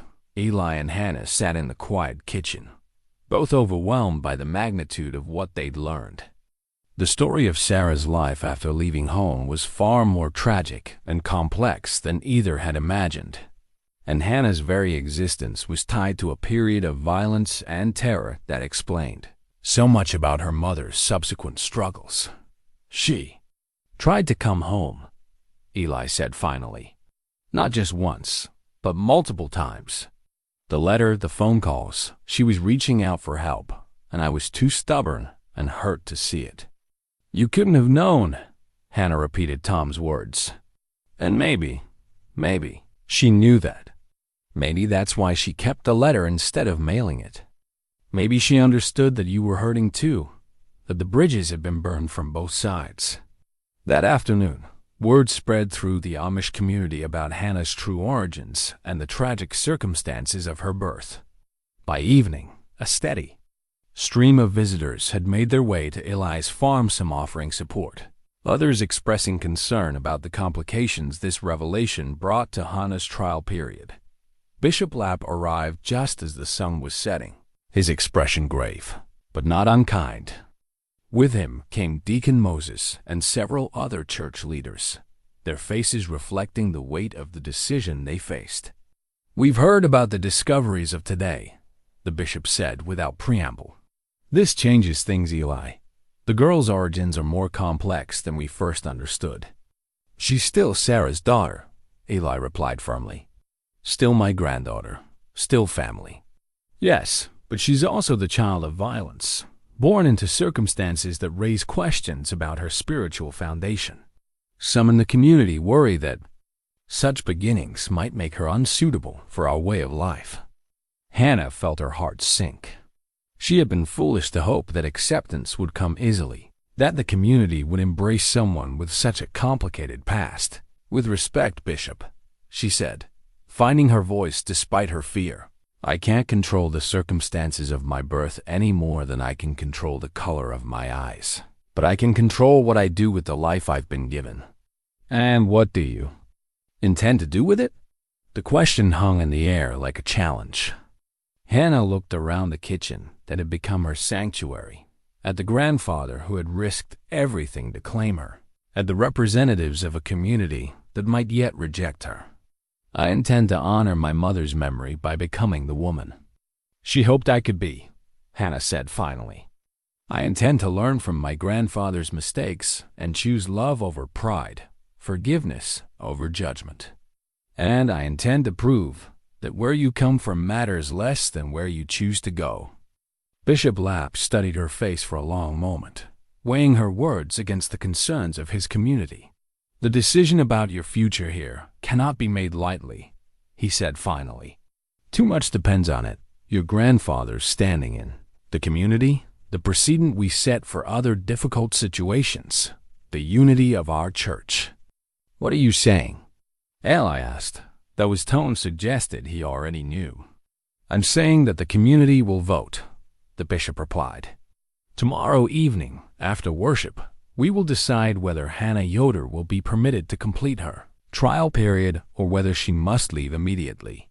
After the church leaders departed, Hannah and Eli sat on the front porch in the gathering darkness, both knowing that everything they had built together over the past few weeks hung in the balance of a decision that was now out of their hands.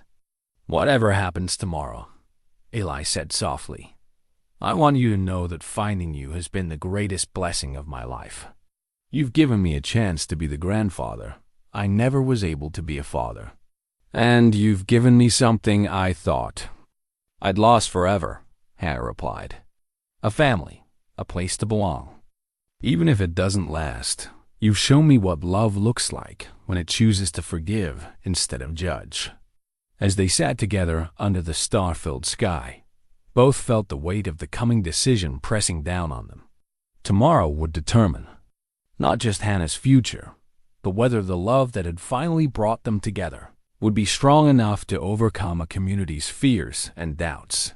The fireflies danced around them, like tiny beacons of hope in the darkness. But neither grandfather nor granddaughter could shake the feeling that they were about to face the greatest test of their newfound relationship, a test that would either strengthen their bond forever or tear them apart before it had truly begun. The meeting house was fuller than Hannah had ever seen it. Word of the evening's vote had spread throughout the Amish community and beyond, drawing not only church members, but also curious English neighbors and even a few distant relatives who had driven from other settlements to witness this unprecedented situation. Hannah sat in the front row beside Eli, acutely aware of the eyes upon her. She wore one of Martha's old dresses, carefully altered by Mrs. Ruth Stoltzfus to fit her slender frame. The dark blue fabric was somber and appropriate, but Hannah couldn't shake the feeling that she was playing dress-up, pretending to be something she might never truly become. Bishop Lapp stood at the front of the simple room, his tall frame commanding attention even in silence. The evening worship service had concluded, and now came the moment that would determine Hannah's fate. We gathered tonight to make a difficult decision, the bishop began, his voice carrying clearly to every corner of the packed room. Before us sits Hannah Yoder, granddaughter to Eli Yoder, daughter of Sarah Yoder who left our community many years ago. The question we must answer is whether this young woman should be permitted to complete her trial period and potentially join our church, or whether the circumstances of her background make such acceptance unwise. A murmur rippled through the congregation. Hannah could feel the weight of their collective gaze. Some sympathetic, others skeptical, all intensely interested in the outcome. Before we vote, we will hear testimony from those who wish to speak. Bishop Lapp continued, both for and against. Let us remember that we seek God's will in this matter, not our own comfort or convenience. The first to stand was Deacon Moses, his round face troubled. I speak with respect for Eli and sympathy for the girl's situation, he said carefully. But we must consider the precedent we set here.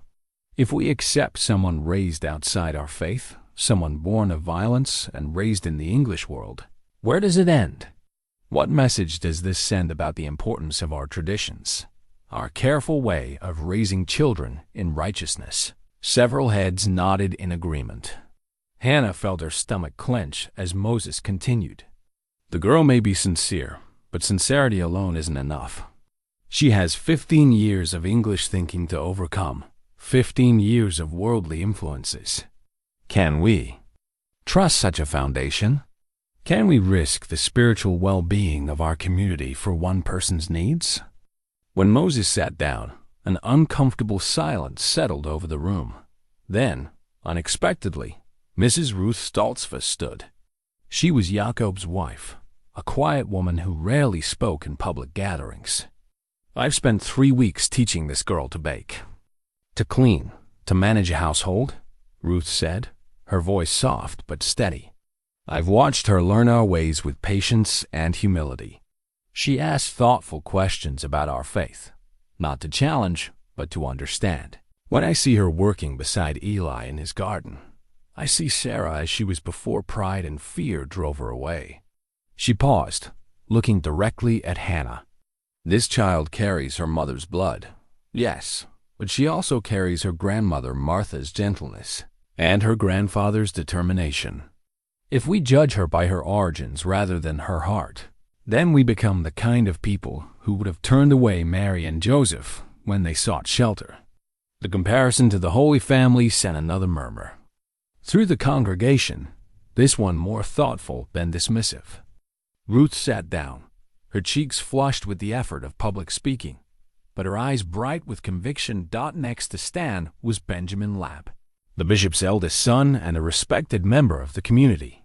Hannah's heart sank, knowing that his words would carry particular weight. I've observed this situation with great concern, Benjamin said, his voice carrying his father's authority. Not concern for the girl herself, but for what I see as a dangerous precedent. We are not a social service agency. We are a church called to maintain standards of righteousness and purity. He turned to face Hannah directly. The circumstances of your birth, the violence and instability that marked your early years, the worldly influences that shaped your thinking, these are not things that can be simply washed away by good intentions. Our children are raised from infancy in the fear and knowledge of the Lord.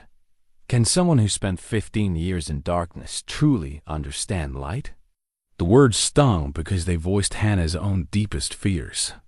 How could she claim to belong among people who had been shaped by faith from their earliest moments when her own understanding was so new, so uncertain? But then Jacob stood, his weathered face set with determination. Benjamin speaks of standards and purity, he said, his voice carrying decades of friendship with Eli. But I remember another standard, the one Christ himself set when he said to let the children come to him. This girl didn't choose her circumstances any more than any of us chose ours. But she has chosen to seek God, to learn our ways, to honor her family's heritage. Jacob's voice grew stronger. I've known Eli Yoder for 40 years. I watched him make the mistake of choosing pride over love with his daughter. I've seen the regret that has eaten at him ever since. Are we going to compound that tragedy by making the same mistake with his granddaughter? Are we going to let our fear of change keep us from showing the mercy that God has shown us? When Jacob sat down, the room fell silent.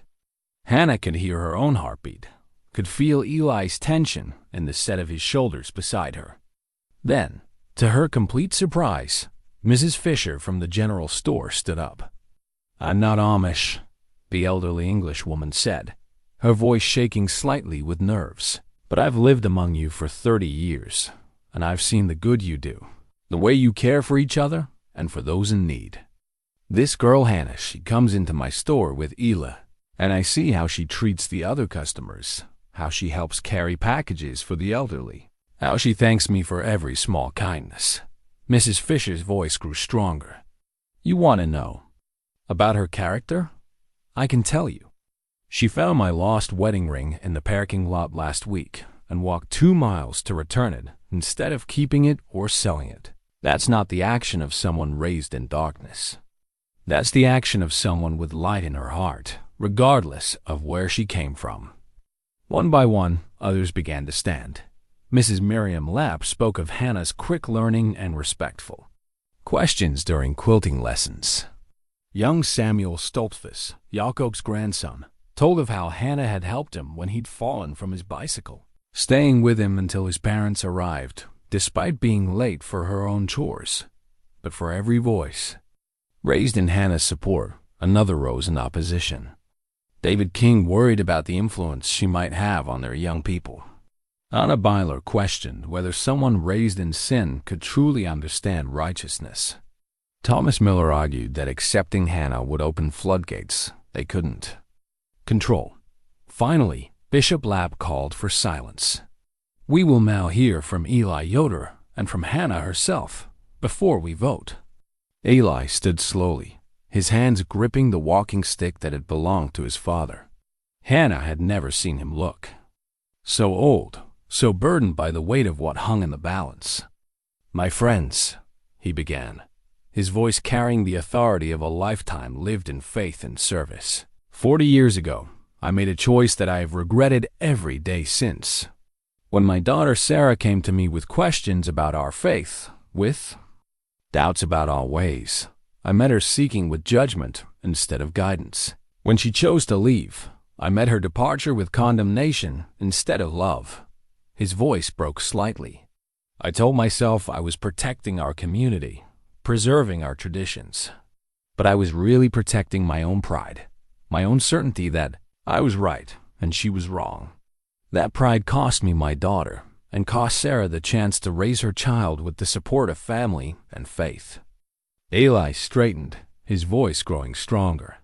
"Now God has given me another chance not to save Sarah, because that opportunity is lost forever, but to choose love over law, mercy over judgment. Hannah is my blood, Sarah's daughter, Martha's granddaughter. But more than that, she is a soul seeking God, a young woman trying to build something good from a foundation of pain."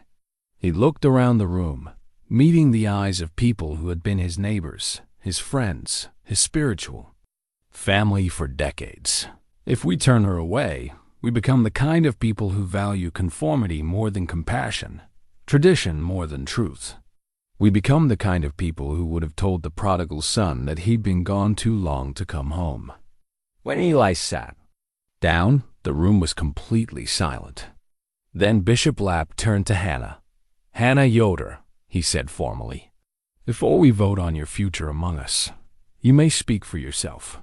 Hannah stood on trembling legs, feeling the weight of every eye in the room upon her. For a moment, words failed her completely. Then she thought of her mother, of the courage it must have taken for Sarah to leave everything she'd known in search of something better, and found her voice. "I can't defend the circumstances of my birth or the way I was raised," she said, her voice steady despite her fear. "I can't pretend that 15 years in the English world haven't shaped me, or that learning your ways hasn't been difficult.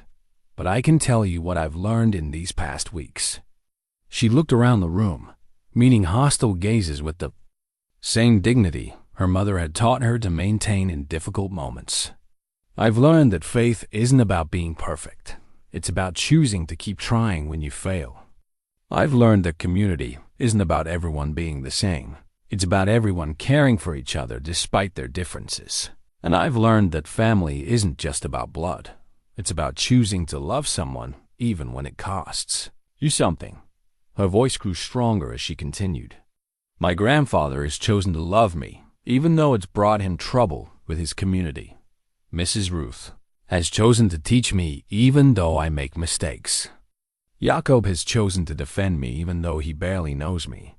If that's what it means to be Amish, to choose love over convenience, mercy over judgment, then maybe I have more of it in me than anyone thinks.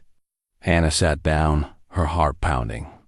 The room remained silent for what felt like an eternity. Then Bishop Lapp stood. We will now vote, he announced. All in favor of allowing Hannah Yoder to complete her trial period and potentially join our church stand. The silence that followed was deafening. For what felt like an eternity, no one moved. Hannah stared at the floor, unable to bear watching. The judgment of the community that might reject her. Then, slowly, deliberately, Eli rose to his feet. His action was not a vote, as Hannah's advocate. He had stepped aside from the decision, but a statement of where he stood regardless of. The outcome. Jacob was the first to follow. Standing with the careful dignity of a man making a choice he knew would have consequences. Then Mrs. Ruth, her round face set with quiet determination. One by one, others began to rise. Mrs. Miriam Lapp, despite her husband's obvious reservations. Young Samuel Stoltzfus and two of his cousins. Martha's sister Rebecca, who had driven from Lancaster County specifically for this meeting. But the pauses between each person standing grew longer, and Hannah could see that they were far from achieving the unanimous consent that Bishop Lapp preferred for major decisions. David King remained firmly seated, his arms crossed. So did Benjamin Lapp, creating visible tension as his mother stood while he remained in place. The Byler family sat as a unified block of opposition, their disapproving faces speaking louder than words. When the movement finally stopped, Hannah dared to look up and count. Perhaps a third of the congregation stood in her favor, significant support, but hardly overwhelming. The weight of the community's division pressed down on the room like a physical force. Those opposed, Bishop Lapp said quietly. The response was swifter and more decisive.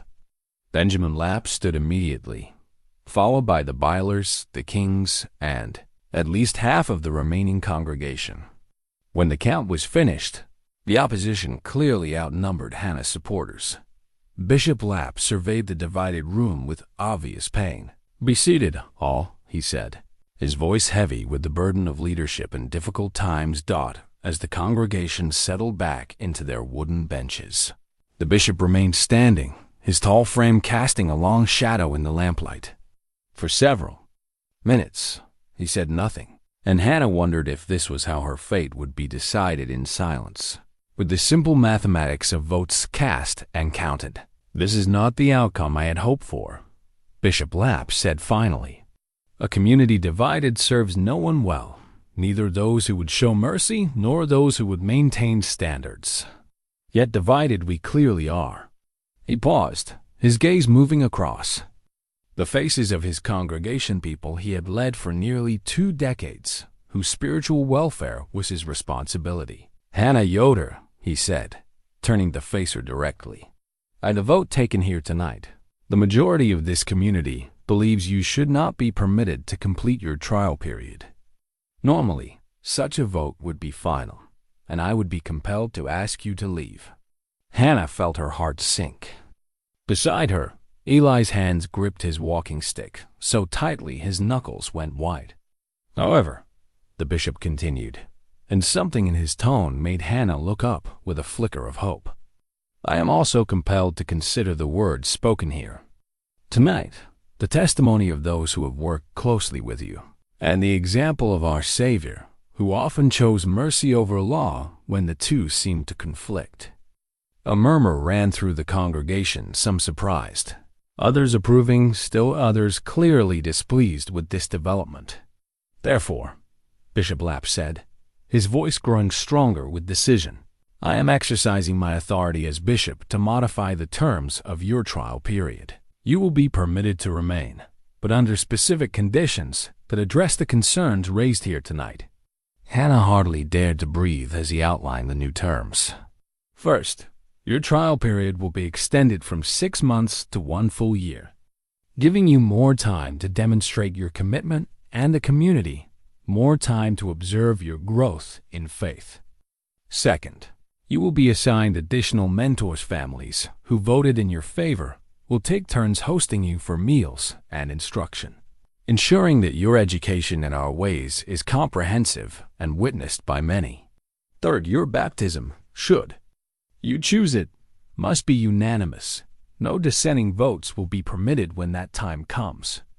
The conditions were more stringent than the original terms, but they offered something Hannah had feared was lost: a chance to prove herself, to earn the acceptance she couldn't claim by right. Do you accept these terms? Bishop Lapp asked.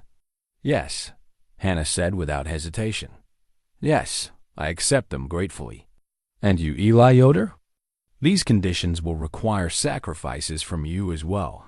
The scrutiny of the community, the burden of ensuring your granddaughter's success, the risk that a year from now we may face this same division again. Eli stood slowly, leaning heavily on his walking stick.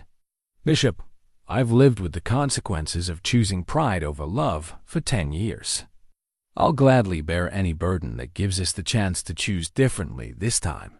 Bishop Lapp nodded, then turned back to the congregation. This decision is made. Those who support it, I ask for your continued guidance and patience. Those who oppose it, I ask for your prayers and open hearts.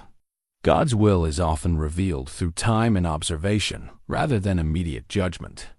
As the meeting dissolved into small groups of intense conversation, Hannah found herself surrounded by the families who had voted in her favor. Mrs. Ruth was the first to reach her, taking Hannah's hands in her own work-roughened ones.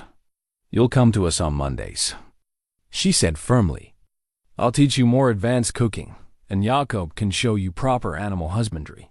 There's still so much to learn. Tuesdays you're with us, added Mrs. Miriam, her voice warm despite her husband's obvious reservations. Quilting, but also the medicinal herbs, the healing arts our women have always practiced. One by one, the supportive families claimed days of the week, creating a schedule that would immerse Hannah completely in Amish life while providing multiple witnesses to her progress. The generosity of their commitment to teach her house, her, feed her, and vouch for her overwhelmed Hannah with gratitude. But even as she accepted their offers, she couldn't ignore the cold shoulders and disapproving glances from those who had voted against her. Benjamin Lapp stood with a cluster of young men near the door, their voices low but their body language clearly agitated. David King spoke earnestly with several of the older families, his gestures suggesting continued opposition to the bishop's decision. They'll be watching for any mistake, Eli murmured to Hannah as they prepared to leave. Any sign that you're not adapting, any evidence that you don't belong here. I know, Hannah replied, but her voice carried determination rather than fear. Then I'll have to make sure I don't give them any. As they walked home under the star-filled sky, the autumn air crisp with the promise of winter, both Hannah and Eli felt the weight of the year ahead. The community's conditional acceptance was better than outright rejection, but it also meant living under constant scrutiny, with no room for error or doubt. Are you sure you want this? Eli asked as they reached his front porch. A year of proving yourself to people who may never fully accept you. It won't be easy. Hannah looked back toward the meeting house, its windows still glowing with lamplight. As the community continued their discussions, somewhere in those conversations, her fate was being debated, her worthiness questioned, her future uncertain. Grandfather, she said finally, for 15 years I lived without belonging anywhere. I survived by keeping moving, never staying long enough to put down roots or form real connections. Now I have the chance to fight for a place where I truly belong, to earn acceptance instead of just hoping for tolerance. She turned to face him, her young face set with a determination that reminded him powerfully of Sarah at her most resolute. Yes, I'm sure. This is worth fighting for. You're worth fighting for. And maybe, if I succeed, I can prove that love really is stronger than fear, that mercy really can triumph over judgment. As they entered the house that had become home, both grandfather and granddaughter carried with them the knowledge that their hardest work lay ahead. The community had given them a chance, but it was conditional, fragile, dependent on Hannah's ability to transform herself from an outsider into someone who belonged. But they also carried something else, hope. For the first time since Sarah's departure 30 years ago, Eli had reason to believe that love could indeed triumph over pride. That bridges burned in anger could be rebuilt with patience and faith. The year ahead would test them both in ways they couldn't yet imagine. But tonight, as fireflies danced outside their windows and the house settled into peaceful quiet, they rested in the knowledge that they faced whatever came next together. Grandfather and granddaughter, united by blood and choice, determined to prove that sometimes the most unlikely people can find their way home.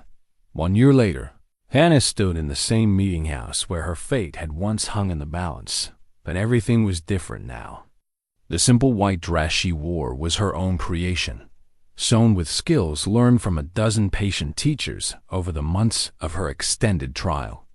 Her hair, now long enough to pin properly beneath her prayer covering, gleamed in the autumn sunlight, streaming through the plain windows.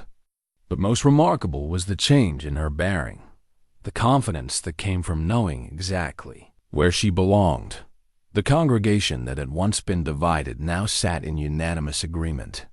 Even Benjamin Lapp, who had been her most vocal opponent, had risen with the others when Bishop Lapp called for those supporting Hannah's baptism to stand. The transformation hadn't happened overnight, but through countless small moments over the past year. Hannah nursing Mrs. Byler through pneumonia despite the woman's previous hostility, helping David King's family during harvest when their youngest son broke his leg, teaching English literacy to several of the older women who had never learned to read. Eli Yoder, Bishop Lapp said, his voice carrying the weight of ceremony and the warmth of genuine affection. You have walked among us for more than a year now, learning our ways, embracing our faith, proving your commitment through service and sacrifice. Today, if you choose, you will no longer be a visitor in our community, but a full member of our church and family. Hannah stepped forward, her heart full of peace rather than the nervous anticipation she had expected. Beside her, Eli beamed with pride that transformed his weathered features. At 73, he moved more slowly than he once had, but his eyes held a contentment that had been absent for decades. Do you renounce the world and its temptations? Bishop Lapp asked, beginning the ancient baptismal liturgy. I do. Do you? Commit yourself to Jesus Christ and to this church community. I do. Do you promise to support your brothers and sisters in faith, to live according to our order and discipline, and to help maintain the unity of our fellowship? I do. As the ceremony continued, Hannah's mind drifted briefly to the remarkable year that had brought her to this moment. The learning had been intense but joyful, not just practical skills like cooking and sewing, but the deeper rhythms of a life lived in harmony with faith and community. She had memorized scripture in both English and German, learned to pray not just with words, but with the quiet attention that came from working with her hands while her heart focused on God. The hardest lesson had been learning to slow down, to find peace in repetition and routine rather than constantly seeking new experiences or challenges. Her first months had been marked by restlessness, a need to prove herself through dramatic gestures rather than quiet consistency.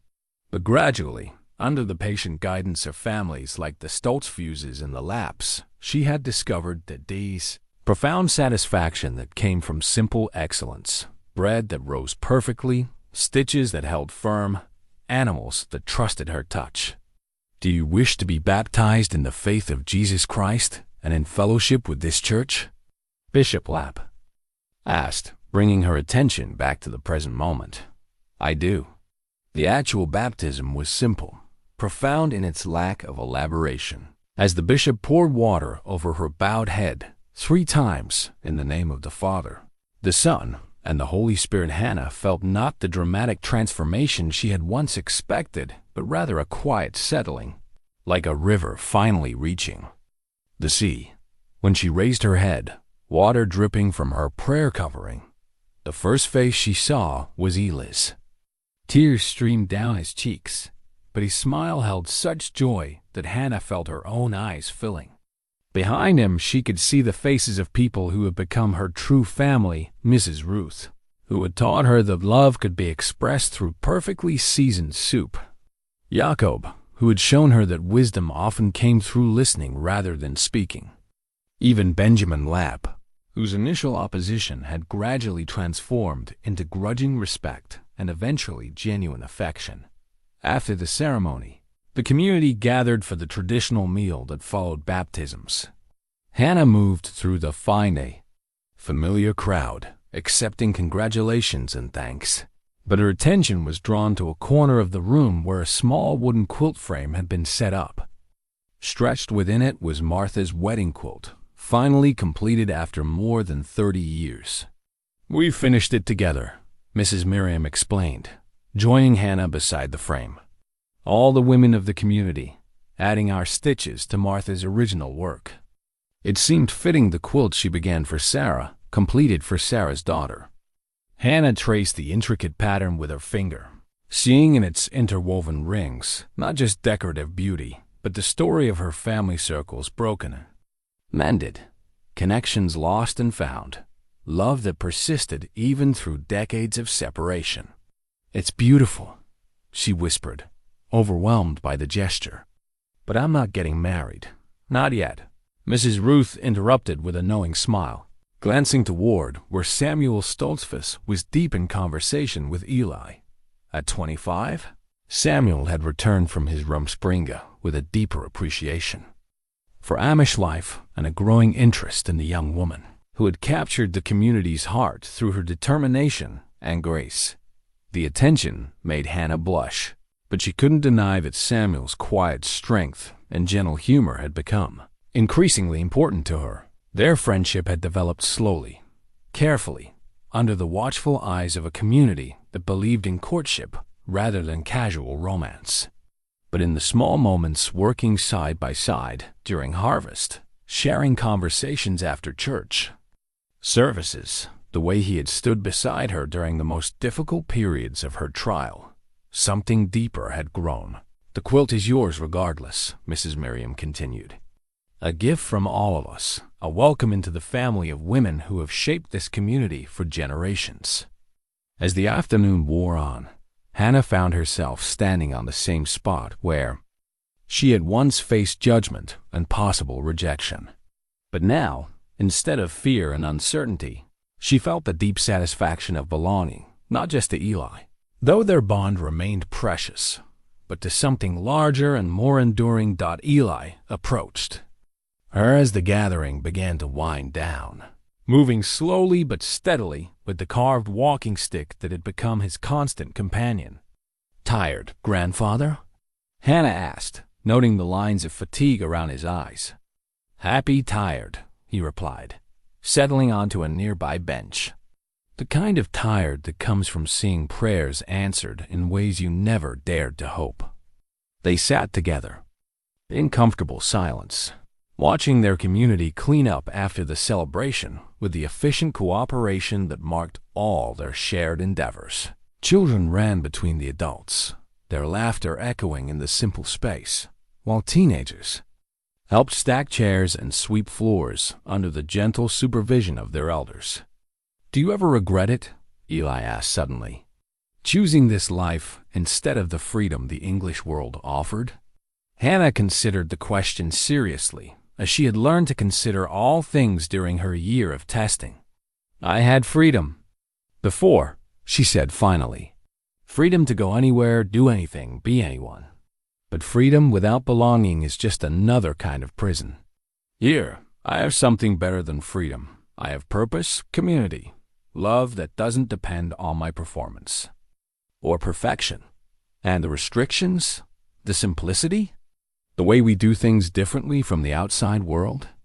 I've learned that what the world calls restrictions, you call boundaries, safe places where love can grow without being overwhelmed by endless choices and possibilities. The simplicity isn't poverty, it's focus on what matters most. Eli nodded, his eyes bright with understanding. Your mother struggled with those boundaries. They felt like walls to her instead of safety. Maybe they were walls for her, and at that time. Maybe she needed to leave to become who she was supposed to be, even if that journey led through darkness.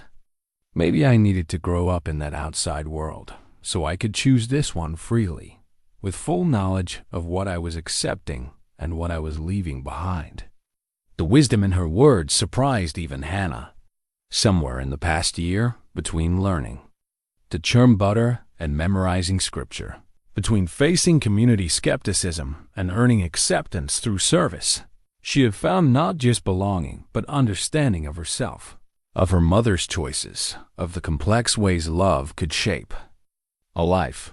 She would be proud of you, Eli said softly, both of the woman you've become and of the choice you've made. And you? Are you proud? Eli's smile was answer enough, but he spoke anyway. Hannah, you've given me back more than my granddaughter. You've given me back my faith in redemption, my belief that it's never too late to choose love over pride. You've shown me that God can work through the most unlikely circumstances to heal wounds I thought were permanent. As the sun set over the Pennsylvania hills, casting long shadows across the farmland that had become Hannah's home, grandfather and granddaughter walked together toward the house where their unlikely family had been born.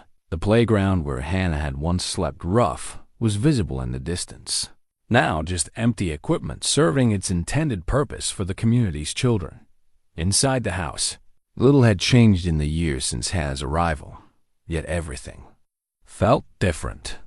The kitchen that had once echoed with loneliness now hummed with the presence of two people who had found their way to each other through loss and grace. Martha's recipe box sat open on the counter, its contents no longer preserved as museum pieces, but used daily by hands that honored their creator through continued purpose. Tomorrow we start the winter preparations, Eli said as they settled into their evening routine tea and quiet conversation before bed. Canning the last of the vegetables, checking the barn for repairs before the cold weather sets in. I know, Hannah replied, already anticipating the familiar rhythms of seasonal change. Mrs. Ruth wants to teach me her grandmother's technique for preserving apples, and Jacob said he could use help reinforcing the chicken coop. And Samuel mentioned he might stop by to help with the barn roof. Eli added with studied casualness. Hannah's blush was visible even in the lamplight, but her smile was peaceful. Yes, he mentioned that. He's a good young man. Patient, faithful, hardworking. His family has deep roots here. Grandfather, Hannah said gently, are you trying to play matchmaker? I'm an old man who has learned not to interfere with God's timing, Eli replied with dignity. But I'm also a grandfather who wants to see his granddaughter happy and settled, with someone worthy of her. As they prepared for bed, Hannah paused at the foot of the stairs where a family photograph now hung herself and Eli, taken on the day of her baptism, their faces bright with joy and accomplishment. Below it, in a simple frame, was her mother's final letter, no longer a source of pain, but a bridge between past and present, between loss and hope. Good night, grandfather, she said, the words carrying all the love and gratitude she felt for this man who had chosen her when he could have chosen safety. Good night, granddaughter, he replied, and in those words was the fulfillment of promises made and prayers answered. Outside, the Pennsylvania countryside settled into peaceful darkness, watched over by stars that had witnessed generations of similar stories, families torn apart by pride and circumstance, love that persisted through separation and misunderstanding, grace that could transform even the most unlikely circumstances into opportunities for redemption. In the morning, Hannah would wake to the familiar sounds of farm life, cattle lowing, roosters crowing, the whisper of wind through corn stalks ready for harvest. She would dress in the plain clothes that had become as comfortable as her own skin, pin her prayer covering over hair that now fell past her shoulders, and begin another day in the life she had chosen and the community that had chosen her in return.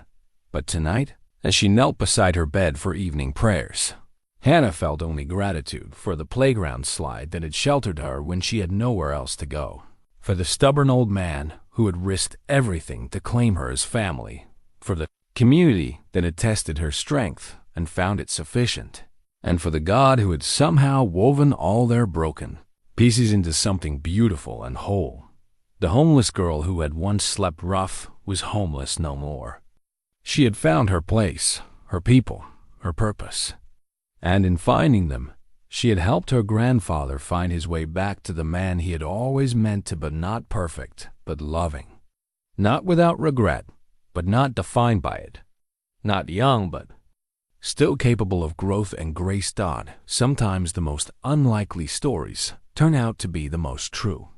Sometimes the longest journeys lead us right back to where we started, but with eyes that can finally see home for what it was always meant to be. And sometimes, if we're very fortunate, love really does get a second chance to heal what fear and pride once broke. In a quiet corner of Pennsylvania's Amish country, in a simple farmhouse filled with lamplight and peace, two people who had found each other against all odds settled into sleep with hearts full of gratitude for the mysterious ways grace can transform even the most difficult circumstances into unexpected blessings. The story that had begun with tears of anguish had become a tale of tears of joy. And in the morning, as they had for generations, the sun would rise over fields tended by faithful hands, and the ancient rhythms of faith and family would continue, enriched now by the presence of two souls who had learned that it's never too late to choose love over fear, mercy over judgment, belonging over exile. In the end, that might be the most important lesson of all.